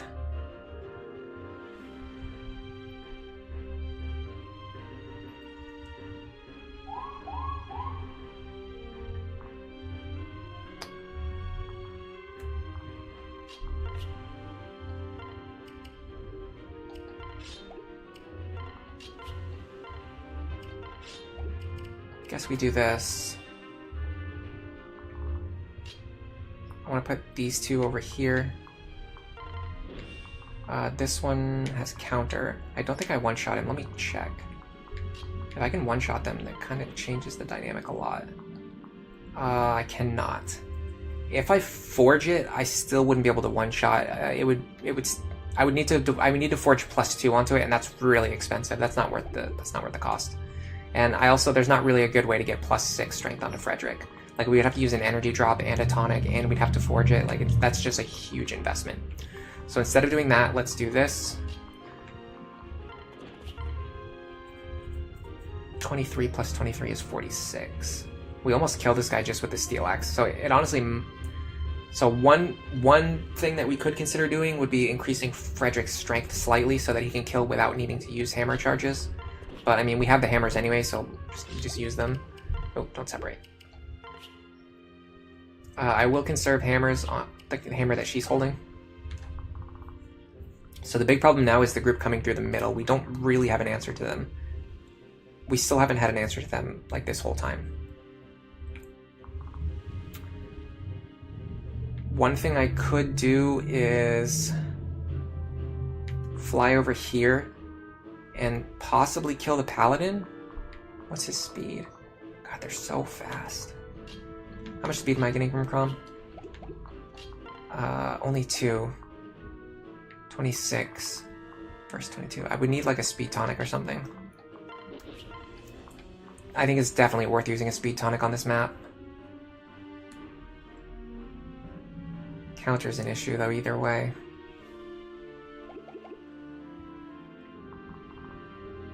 Yeah, this guy having counter is such a massive problem. What about Chrom? Chrom doubles him. So what if I do this? Beast Killer. Pair up. We go here. Oh crap, I paired them up in the wrong order. God, sorry guys, I gotta reset. It's very expensive. I don't know exactly how much. It's like 1700 maybe. Okay, hold on. I want to speed. I think I want to use the speed tonic on Sumia because she's like 1 point shy of doubling, and I want to use a strength tonic on Frederick because he's 1 point short of securing kills. And we'll hold with that for now. Okay, so let me try to do what I was trying to do before now. Although it might be different because they might not actually have the same skills. Would it be better for Church to pair up with Gregor and let Frederick use a Beast Killer? The problem is I don't really have a lot of extra Beast Killers. Although Frederick could grab this one after the enemy drops it, which could potentially be good. Especially because he's one of our best characters for potentially one-shotting enemies. This guy rolled counter again. This guy's rolled counter 4 times in a row. Yeah, we also have Gaia's Confects. That's true. This guy, we're getting really similar skill configurations. We're not getting exactly the same, but we're getting very similar. Okay, we can do this opener now that I wanted to test out with Robin over here. No, we want Robin here.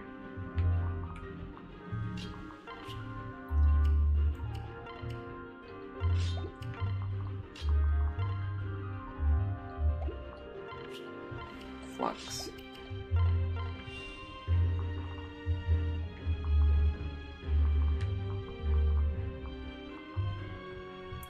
You pair up with Frederick. The Steel Axe will get the kill this time, so we're gonna go here. That's what the Strength Tonic is doing, it's saving us hammer charges. Okay. Now what I wanted to test out was this. We're gonna go the other way. You pair up with her. She has the Beast Killer equipped. She's gonna run over here. So if we attack this guy, we will kill ourselves with counter damage. However, if we do this, it's actually the opposite of what we were doing earlier in the run. Remember earlier in the run we were having Sumia attack enemies and then she would bait in dual strikes from Chrom so he could kill them with the bow. Now we can use the bow to play around counter and bait in attacks from Sumia with effective weaponry. Unfortunately, we didn't get the kill. But what we can do now is this. So we're going to pull them back over the wall.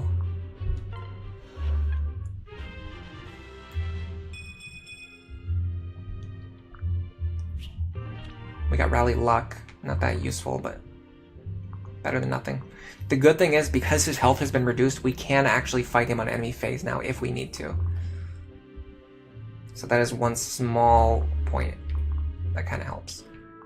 No, we can probably fight this guy. She might do. I don't think she's going to kill him, but she can definitely fight him. We're getting so... Oh, what we can do is Armor Slayer dual strikes. Like this. Yes, this is good. Okay, so we're going to go...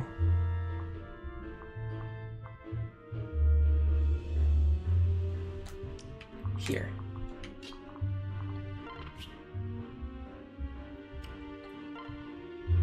Okay. Is there any chance that Gregor can fight this guy safely? 34. He's going to deal 20 damage to Gregor. A little bit less than 20 damage. Gregor is going to deal 29. Cut in half is going to be 4 damage. 28. Gregor actually survives this. I wish I had the other Beast Killer already, but I don't. This should be fine. I think Gregor survives this. I'm gonna dance for this pair.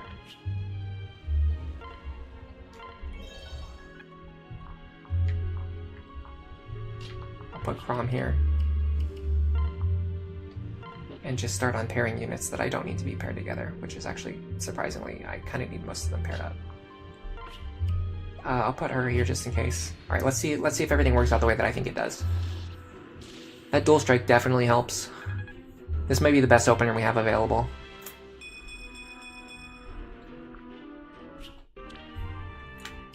I'm gonna send the other Beast Killer to the convoy so I can pass it to somebody else next turn. That's good.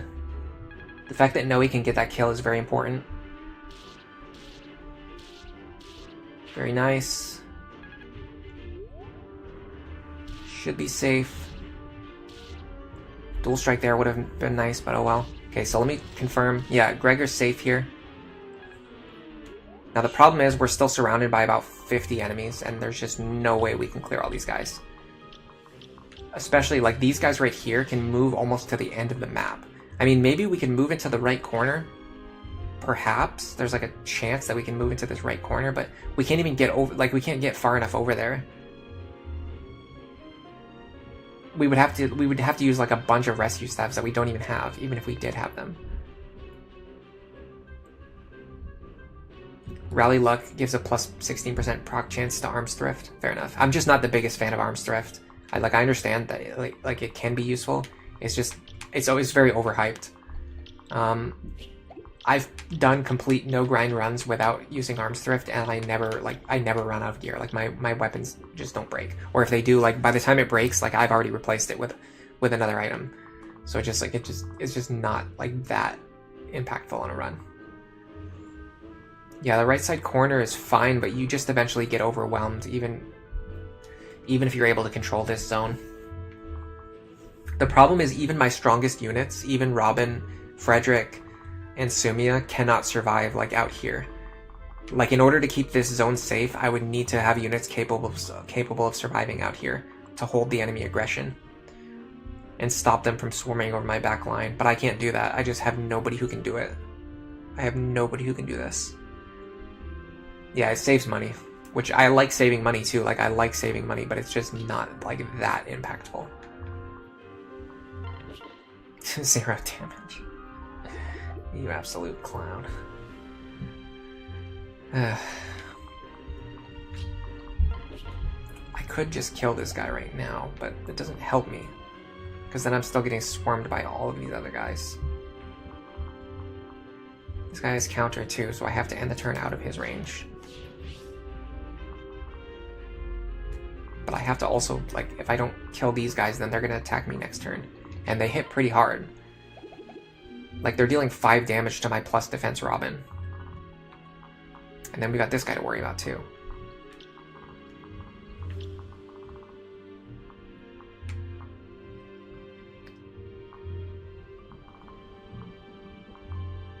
This guy having counter is a huge problem. Massive problem. How do I get rid of this guy? I have to use a rescue staff to get rid of him, but I'm like out of rescue staffs already.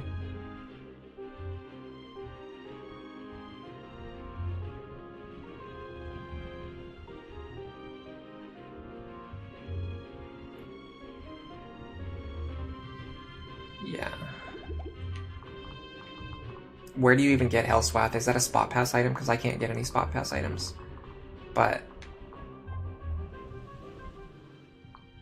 okay, hold on. Let's just think about the actions we have available. Yeah, this chapter is rough.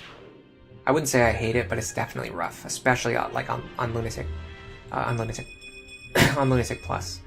It's very rough. We could potentially swap her over to a Wyvern now. I'll keep that in mind for future attempts. If I bring a second seal with her and a Bronze Axe, I could swap her over to Wyvern right away. But honestly, that would represent a decrease in her attack power because she'd be going down to E rank axes. You get it from chapter 22. Ah, okay. We should get the third rescue staff use back. Did we do that? No, I didn't do it. I forgot. I don't think it's going to matter though. I think we're just overwhelmed. I need a better opener. My opener is not very good. I think bottom left is better. I think going bottom left I always try this. I try different strategies, And bottom right just seems safer at first, but it just never works out. I think bottom left is a lot safer.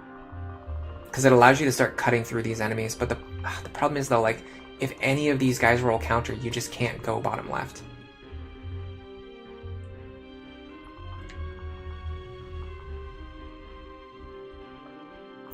Robin theoretically can fight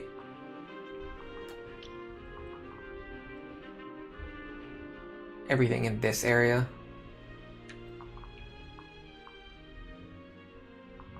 But I mean, it's not like, that's not how it's gonna go. That's not how it's gonna end.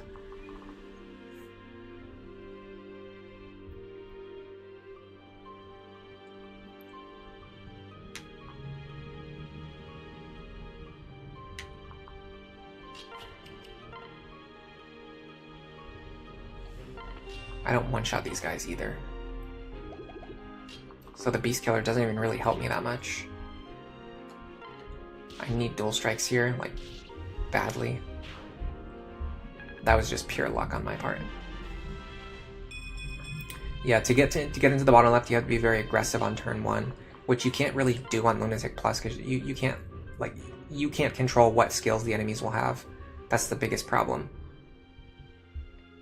Only the enemies get to decide what skills they have. So we go Elf under here. Now this should free up a lot of real estate. Yeah.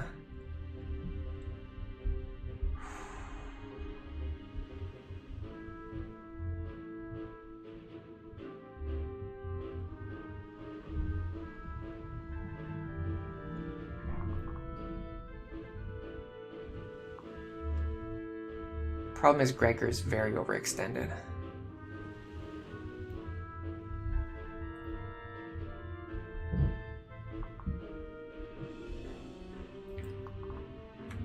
I would need to use my last rescue staff just to pull Gregor out.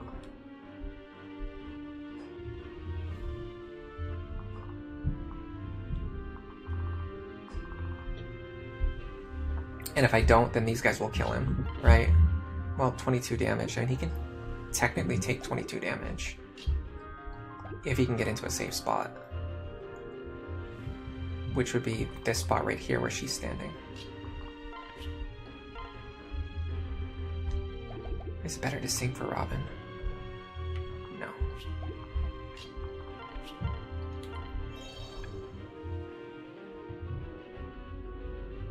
So if Gregor goes, hold on a second. No, there's no way I can't outpace this guy. So Gregor would get attacked by both of these guys and he would get killed, which is exactly what's going to happen.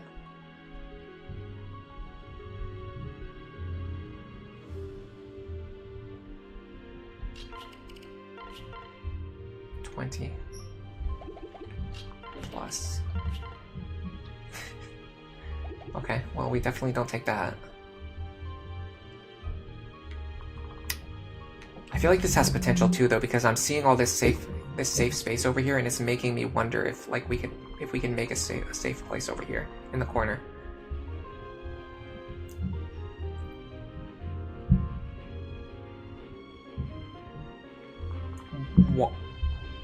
I don't know if walling works.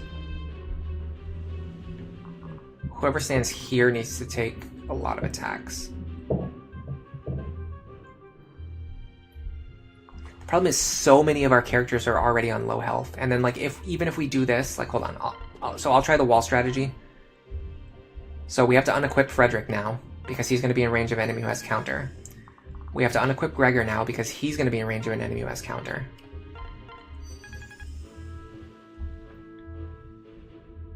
Then we would put Sumia here.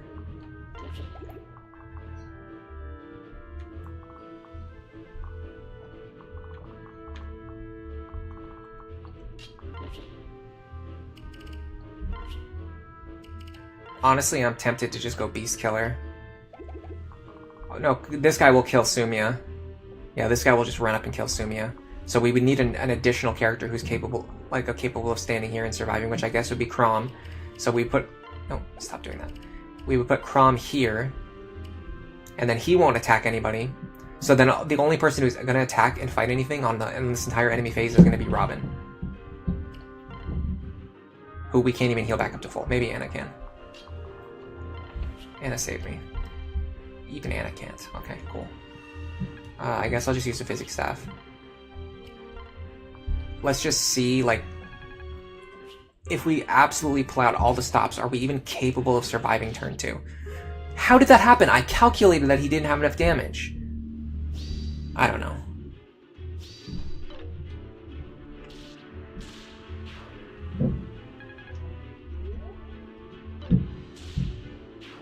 I mean, that didn't go too terribly, but in the ideal scenario, we would have more characters capable of fighting back on enemy phase, rather than only having Robin kill 2 enemies, and then now, like, we're still just left with, you know, 6 enemies that we couldn't handle last turn. We definitely can't handle this turn.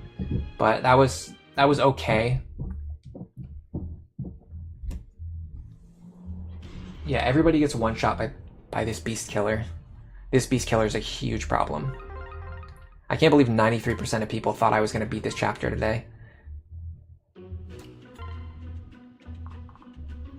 Okay. Is there any way we can make this bottom left strategy work? I'm just not seeing it. The problem is these guys having counter. Is there any way that I can get rid of them?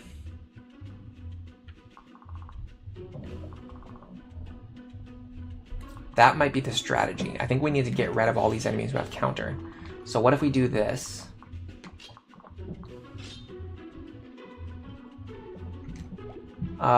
Give the other rescue staff to Anna.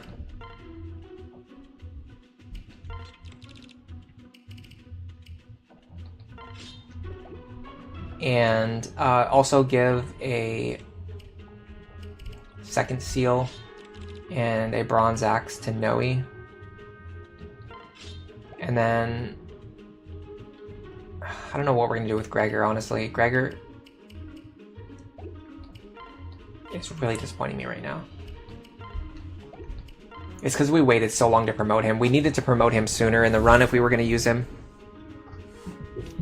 Yeah, this map's very difficult on Lunatic Plus. This is the last major difficulty spike. Yeah, I got the other rescue staff. I'm good on that. I know there's a delay on chat, unfortunately, so sometimes people will tell me something that I've already just done. Let me go. I need to get another bronze axe. And I'm thinking of forging the bronze axes that I have. It's pretty cheap, it's only 200 gold.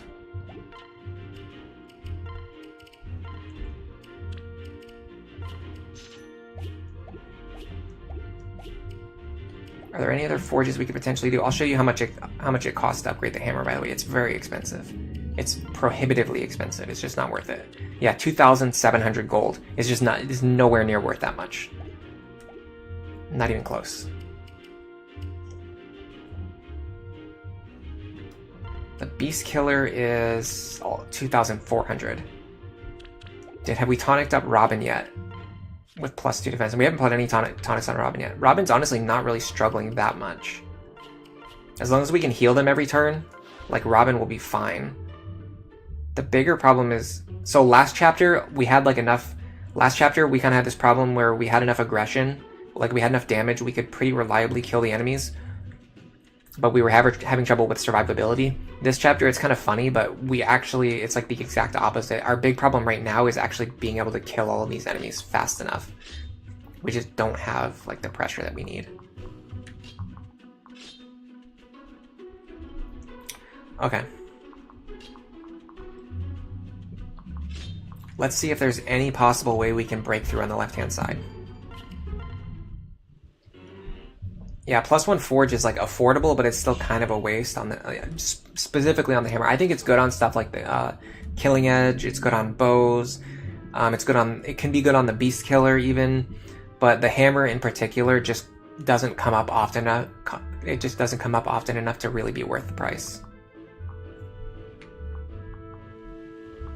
Okay, I'm gonna try this.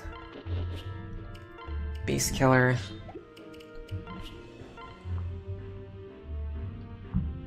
I think last time we determined we were like just short of lethal, so let me try the Blessed Bow. Okay, we get it with 2 dual strikes now. I can't remember if we were just short with 2 dual strikes before, or if maybe we only got 1 dual strike last time. But either way, we got that guy. Now we want to stay out of this guy's range while fighting the remaining enemies. So we want Robin to fight all 3 of these enemies. Here. I'm gonna use the Fire Tome. Oh god, I forgot to have Saria pair up with him. Oh, luckily she just barely reaches still. I'm gonna use Flux. I'm gonna pair up. Yeah, we did get another Master Seal too. We can use it on nobody. Maribel or Lisa, but like not right now. It won't be till the next next chapter or whatever. Yeah, if we deployed Lisa, honestly we just should have invested into Lisa instead of Gregor. In my opinion, Lisa's one of the best units in the game. I just haven't been using her because I know that like even if you wait and promote her later on, she'll still be extremely good. But I shouldn't have really taken that for granted. I should just be using her now while she is already good and already useful. So one of the big pitfalls of this run is that I did not invest into Lisa early enough. And because I've been trying to showcase a bunch of different strategies, like I've kind of been all over the place. I haven't really focused on one specific idea or one specific goal. Hey Locke, this is a call-out post. You said you'd only do 1 attempt today. Shaking my head, streamer lied. I said I would do 1 attempt and then I would see how I felt afterwards. Do I have any plans for Church? At least this map we could maybe be using Wyvern Lord. No, I don't have any plans for her. Well, my plan is to bench her.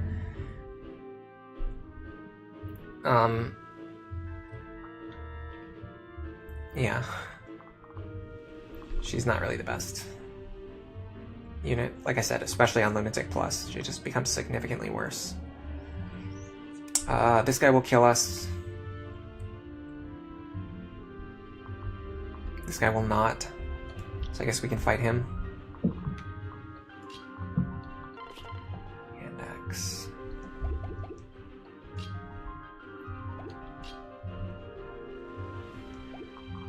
See, I'm kind of wishing that I had Pan with me now. All right, we'll do Noe and Long Q. That worked last time.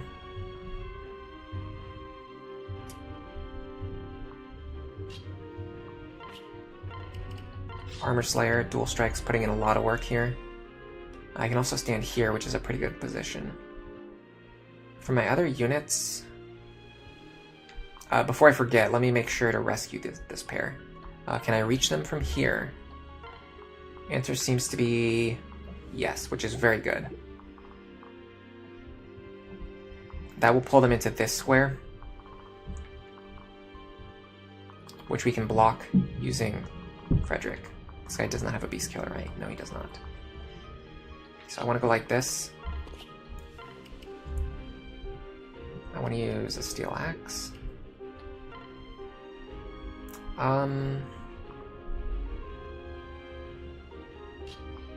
Sure, why not? I'll put Cordelia here. Now this should allow me to pull Crom back out.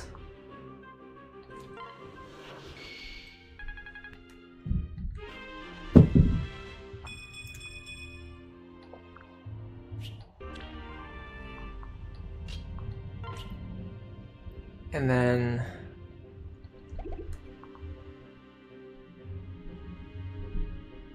yeah, I'm trying to push into the bottom left and see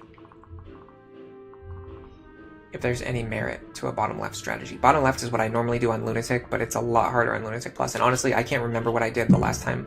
The last time I did a Lunatic Plus run, it was much better planned out. as compared to this run where I've mostly been using it to like showcase different strategies and things. So I was like more prepared when I got here. This time, a lot of my units aren't really quite where they need to be. Like even our Robin is not really that tanky. Neither Cordelia or Gregor is like leveled up as much as they would be if I was focusing on them. Like Noe and Lonku aren't as leveled up as they would be. Like what I would probably have instead of having Gregor, Cordelia, Noe, and Lonku is just having like Lonku and Noe, or just Gregor and Cordelia. I wouldn't have all 4 of these units here. I would have like Lisa and Maribel in place of 2 of them, and they would have been promoted into like Sages and Valkyries by now.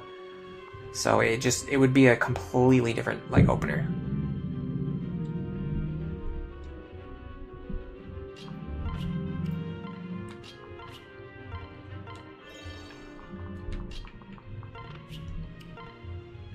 This will allow me to put Cordelia back in the Sumia back in the lead.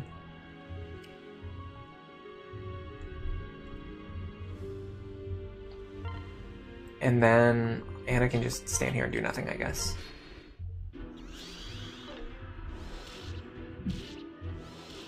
We do need multiple dual strikes to kill that guy, which is kind of sad. Okay, let me see if Robin can at least clear these guys. Like, if we do an aggressive opener on the left, can Robin at least clear like, most or all of these guys? Because if we can, it will be pretty reliable to push to the left. I don't like the fact that he survived. Not a huge deal, but I don't like it. Okay, so if we can get rid of 4 to 5 enemies. God, this guy reaches so far. Look how much ground he covers. It's unbelievable. We have to like jump all the way across the map again. He doesn't have a beast killer at least. So potentially Sumia can go here. Cannot one-shot him.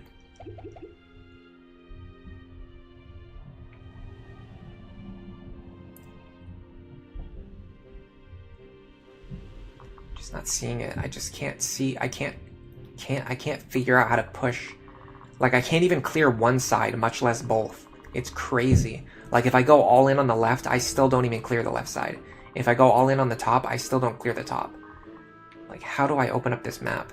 I'm probably gonna have to experiment with this one off stream for about like a week or 2, and then come back and do it on the next stream.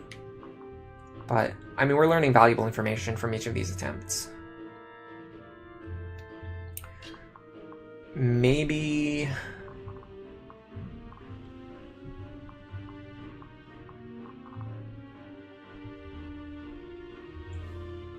Frederick here. He can't double these guys. That's an issue. Okay, what about Sumia?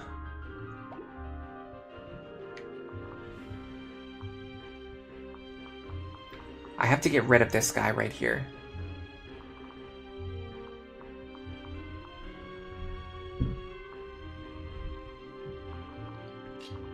Like, this guy's blocking so many of my units. So if I go like this...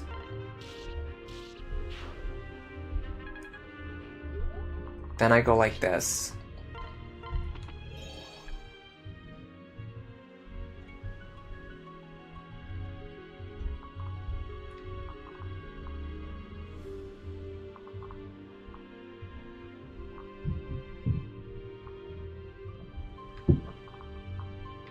Can we fight this guy? Not a great matchup, but yes, we can. But we have to clear these 2 guys as well. And this guy. In fact, this guy's like mandatory. Like, we have to get rid of this guy.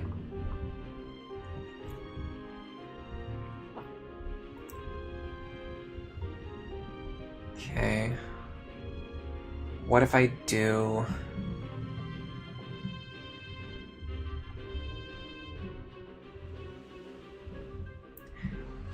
I would definitely rescue. Yeah, I would definitely rescue. But... the problem is, I need to clear all 4 of these guys, and then I still have this, like, I have to also block this guy. So I have to get a character into this square.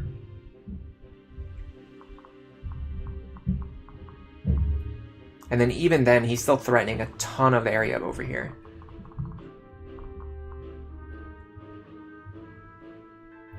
We could enemy phase this one, but we have to do it in a way where, like, we only leave units in his range who are capable of fighting him.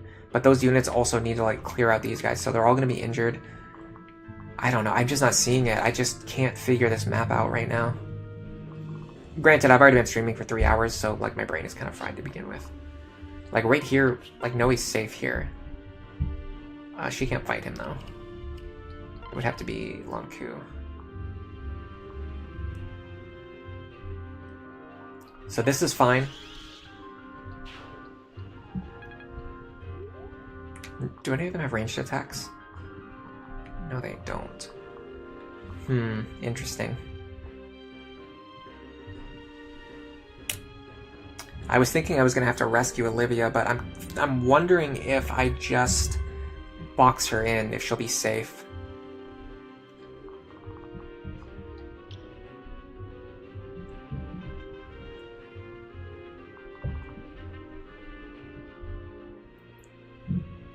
Okay, hold on. How many actions do I have available? 1. I only have 3 good actions available. I would have to use them to clear all 3 of these enemies. And then I still have to be, like, scared of what this guy's gonna do to me. What does her combat look like against him? I mean, it's atrocious. Her combat's so bad. This one has counter, so I can't do anything about him.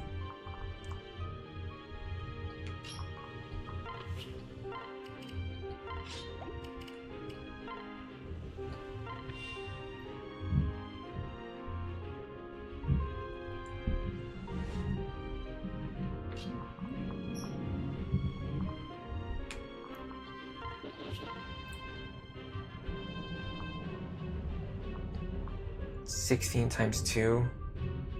But that's gonna get cut in half. So yeah, this doesn't even work in any feasible anything. I kind of want to see what my combat against this guy would look like, but I can't actually get into a good range. So hold on. Okay, so it would be 16. I mean, we couldn't even halfway kill this guy. It's crazy how weak she is.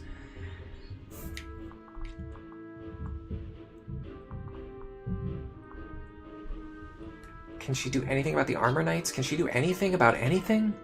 She just has nothing. Maybe I pair her up with Libra and Libra uses the hammer. Because Frederick's not really using the hammer anymore. He's using the steel axe. With the strength tonic we gave him, he doesn't need the hammer. So what if Libra uses the hammer? And then we could have Libra and Cordelia pair up. I'm kind of annoyed though because I wasted a Master Seal on Frederick, and it seems like on Gregor. Why do I keep saying the exact opposite of who I'm talking about? I used a Master Seal on Gregor already, and he's just not really gonna turn into anything remotely useful. God, I literally cannot even get this guy out of his range. Hold on, with the movement bonus from her, I can do this. I can do Steel Axe, switch, Levin Sword here. It's annoying that blocks the Levin Sword.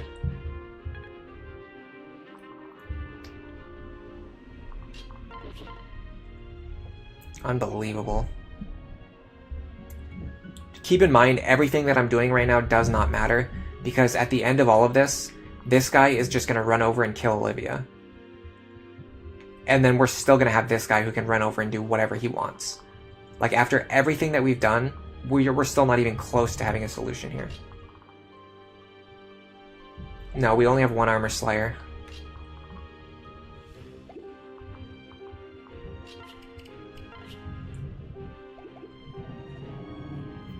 I'm very tempted to replace Gregor with Lisa on the next attempt.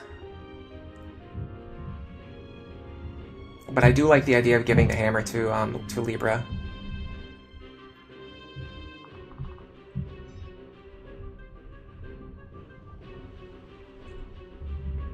The problem is, even if we wall Olivia, these guys are going to come over, they're going to kill Anna, they're going to kill Lonku.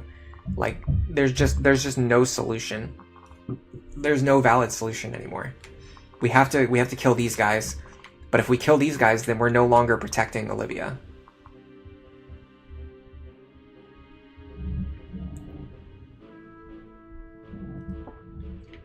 Maybe this works. God. Thunder. Blessed bow. Yeah, for sure, but Robin is going to have to kill this guy. Robin's like the only one who can safely kill this guy. Like, nobody else can kill this guy. Well, maybe Robin can go here.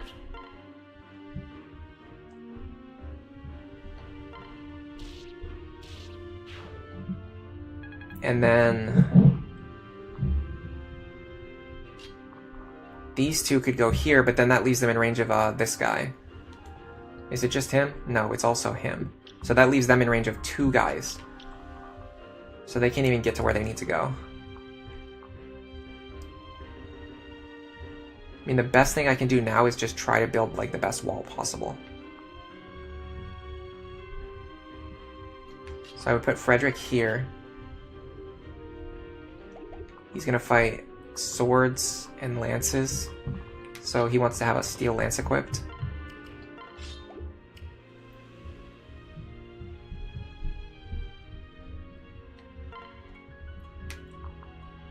No matter what I do, Anna's gonna die, and then this guy has pass anyway, so I can't even wall her.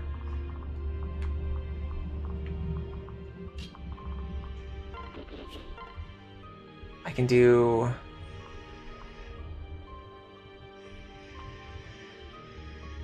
this.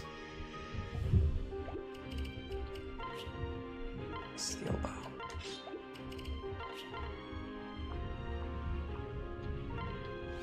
Master Kuja, interestingly, you even used an energy drop on Frederick for him to one-shot armor knights to avoid counter. It's a good strategy. Yeah, Sumi is getting like a level for almost every kill now, so all we need to do is get her to kill like 4 enemies on this map and we'll be pretty set. Okay, so if I stand right here, I don't see this ending well, but let's just see what happens. So this guy goes for Lonku, he dodges like an absolute legend. Anna dodges. We might actually be... Oh, nope, counter. We're dead. I mean, Anna has to dodge this. Yeah. Cool story, bro. Yeah, we had to kill that Cavalier with counter, but we couldn't, because if we killed him, then we would leave this space open, and then Olivia would get attacked and killed. So there wasn't really any solution there. It was a fun thought exercise to see, like, how could we potentially give ourselves the smallest chance of victory. And honestly, like, the Lonku dodge and the Anna dodge were kind of clutch there. But in the end, it didn't matter. And look at this, we're still getting overrun. Like, on the next turn, now there's just 4 more enemies to deal with. It's just like the same enemies that we couldn't kill last turn, plus additional enemies.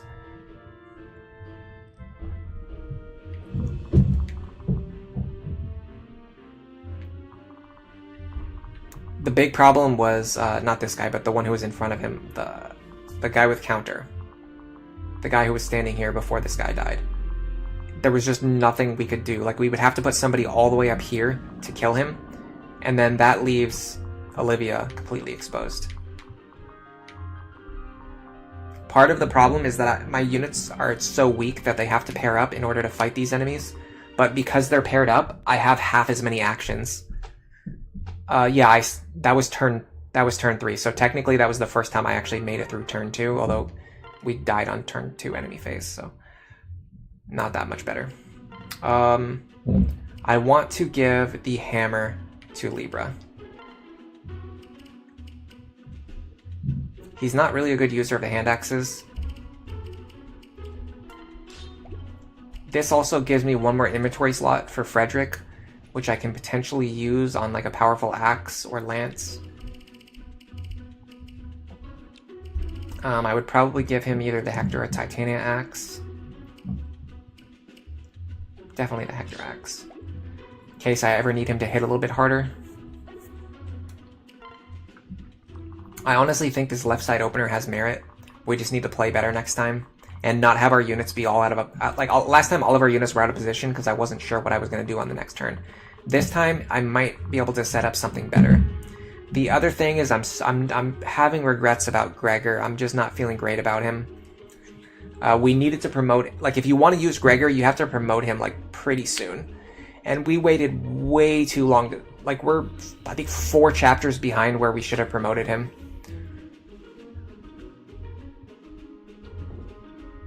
Ugh, I'm tired, by the way. You grinded to get special dance, and she can survive a hit because she has a bunch of additional levels. That makes sense. Unfortunately, grinding is not really an option for us here.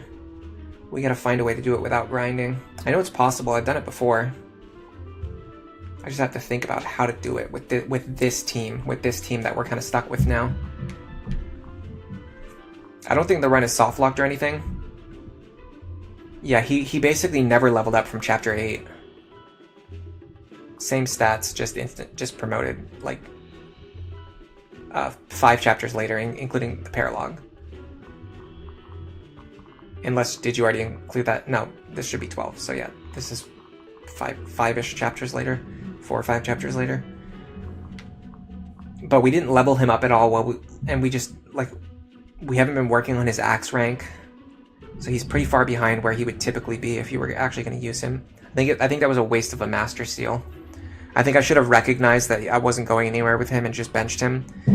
Cordelia is like a little bit better because we actually trained her before you promoted her.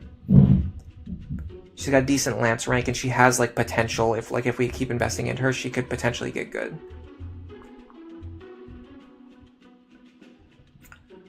I need to find a way to get this other beast killer into Cordelia's hands as soon as possible, or Frederick.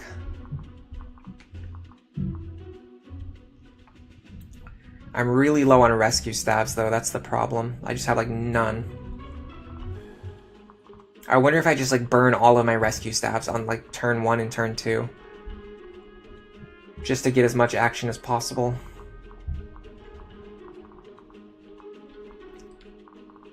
Oh, this guy didn't roll counter for once.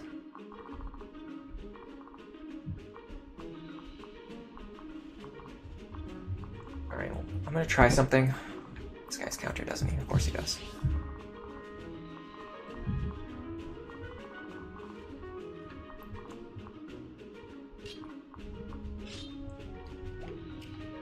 I'm gonna do one more attempt. This is really gonna be the last attempt. How many rescue steps would I want to have for this map? Honestly, like, the 3 that we have is, like, just barely enough, but once we use them, they're all gonna be broken. So, like, I would strongly prefer if, like, we like had like more rescue staves, like just in case for emergencies and things like that. Okay, so first of all, we're gonna do this.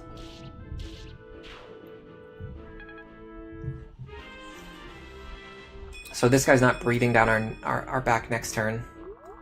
Then we're gonna have, I wonder if we go with Cordelia for speed.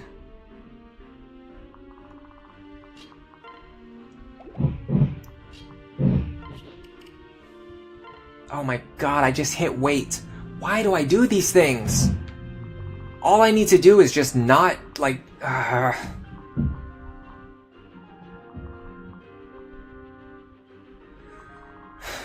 well, we're not going to do that.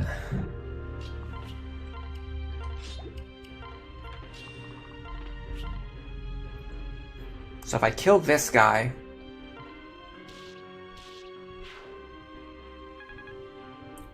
Robin is theoretically safe.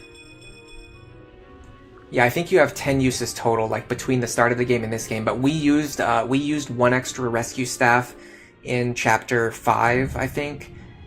Like, 1 more than I wanted to use in Chapter 5. We used 2 more rescue staffs in Chapter 9 than I wanted to use, and I think we used 1 more in, like, another chapter, so we have, like, 3 or 4 less rescue staffs than I normally would want to have.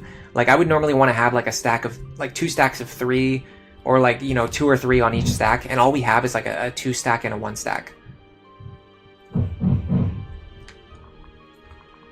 I mean, you have to use what you need to use in order to survive, you know, each chapter as it goes, but ideally, I would have preferred to use less than I used on the way here. This guy reaches Cordelia? Yeah, okay, we're screwed then. This attempt's not even worth playing out. There's nothing I can do now. I would have to waste a rescue staff just to like fix up like a misclick. That's so goofy. That's so stupid. All right, one more serious attempt. And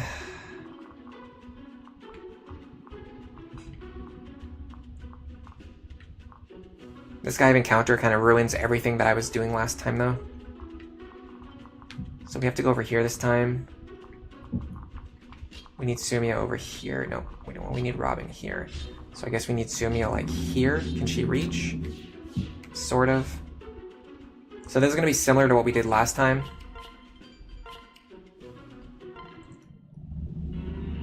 Yeah, I mean, everything that you do in a playthrough, like carries over from chapter to chapter. Like, there's nothing that happens in a vacuum.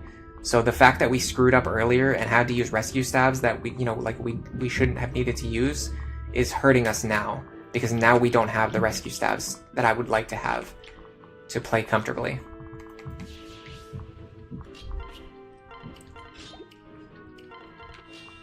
But I can't change that. I would have to restart the entire run. Okay, so we're gonna kill this guy.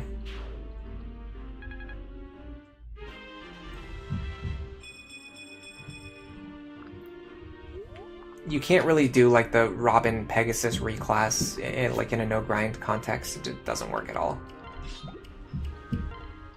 There's just no way to do it. Like, there's no time to reset Robin to like a crappy Pegasus Knight, train them for 10 levels. We need like 2 dual strikes here.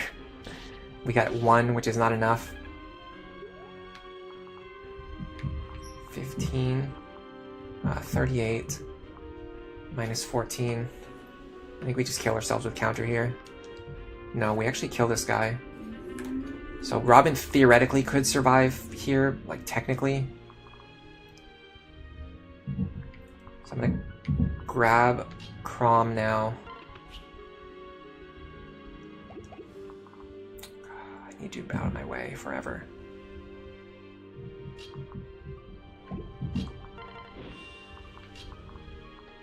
I'm gonna grab Crom now.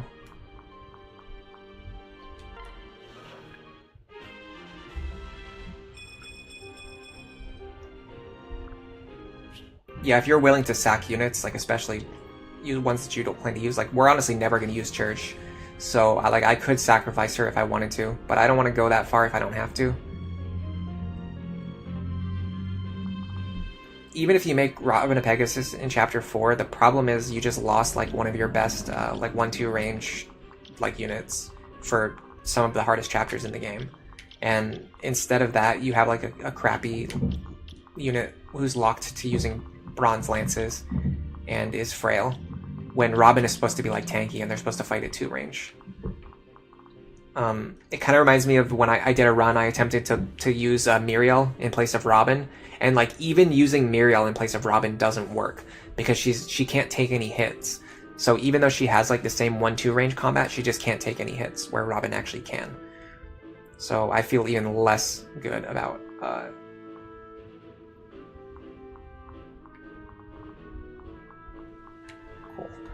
I feel even less good about using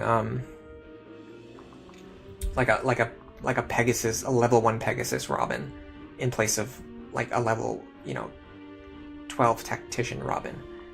Like the level 12 Tactician is going to be way more useful.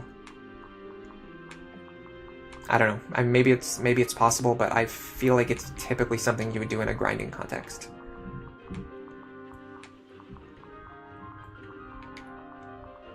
I kind of messed up because I should not have put Libra here. I'm making like a bunch of mistakes now. I think it's probably time to just call it. The good thing is none of these guys have counter. So theoretically, if I can block this choke point, I can just like block. I mean, if I block the choke point, I block the choke point. That's common sense. So what if I do something like this?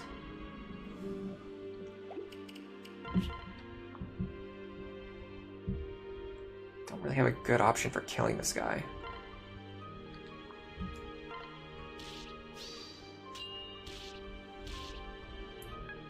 Just can't get the dual strikes either. I mean, theoretically, this guy being alive is not the biggest problem in the world. It's pretty annoying, though. It's pretty frustrating.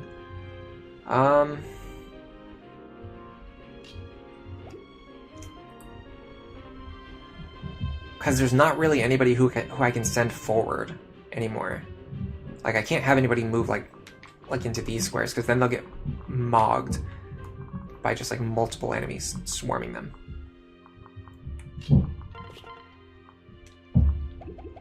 Okay, what about Noe here?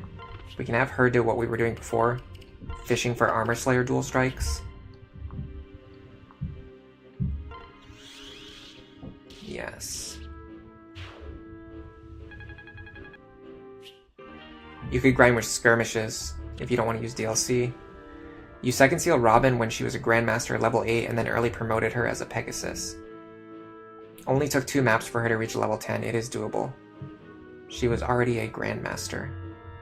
So you were talking about doing it later then? Like going from Grandmaster into Dark Falcon? Because yeah, that's definitely more doable.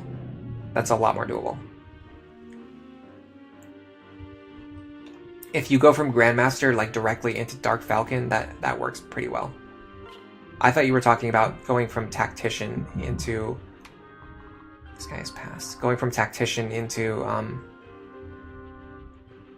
level 1 Pegasus, which is like just like a trash like, character to be. 16. 6. If I do this...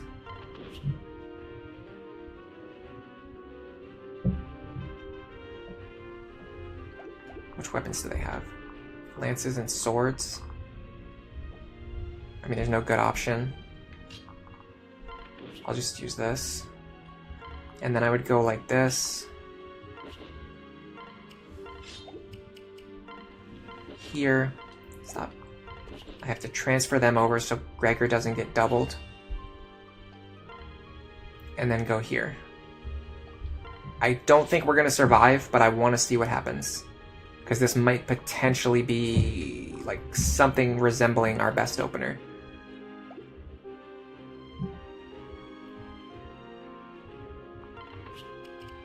Just unpair these units. Alright, let's see what happens. So I think Robin's going to die first. Well, oh my god, yeah, Robin's done. Robin is done. That was it. We're dead. I mean, we have to dodge like every single remaining attack now. How is our plus defense Robin taking so much damage? These guys deal like 5 or 6 to us. So in theory we could survive. That Luna Plus destroyed us. This is annoying because I want to see what happens on the right hand side. Now we can't see it because we go to the game over screen. I wanted to see if the right hand group would survive or not. Ugh.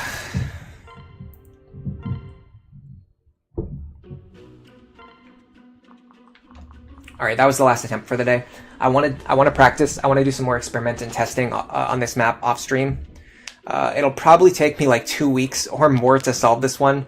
So next week we're probably just going to do more Conquest or No Frederick run. But we will come back to this eventually. I'm going to find a solution for this. I think I've got an idea of what I want to do, but it's going to require a little bit more testing to figure out like exactly like what I want each unit to do. And especially in cases where like enemies roll different skills, like how do I have to adjust my strategy? Like all 4 of these guys having counter, like obviously I can't do what I did last time. It's just, there's no way to do that. It might even just be like a reset situation if all 4 of these guys have counter. No, I haven't put any tonics or anything on Robin yet. So we could potentially increase their survivability. This would be a good time to use the Chris's Confect to give like defense and HP. Because that was pretty close to survival, but that Luna Plus just destroyed us. Because we have so much defense that when an enemy has Luna Plus, it represents a huge damage increase for them. Because they're cutting half of our big defense score in half. Thanks, Joshua. You have a good day too. And I'm gonna say thanks to everyone who came today. Like Anfaresi, Tricky was here, yapping away all day. So I'm not yapping to myself. CW Denton stopped by, Azid stopped by. I'm probably not going to call out everybody because there was a lot of people today. Locke was here, thank you. Paulo was here. Stephen Liberato stopped by. Smiley Puf, yeah, I answered your question earlier. So I definitely saw you today. Rio Leo, I think I read your message, but I didn't thank you for being here. Sorry about that. I didn't call you out specifically anyway. Nathan M was here. Let's see. I think I actually got most of everybody. Big Boss was here. Atelgier stopped by. Mostly been watching the videos. First time coming to the stream. Thanks for being here at the stream. Thanks to Tilda Hat for stopping by today. And Master Kuja, of course, was here at the end of the stream. It's definitely time for me to go have some lunch and drink plenty of water, as always. For now, enjoy the rest of your day.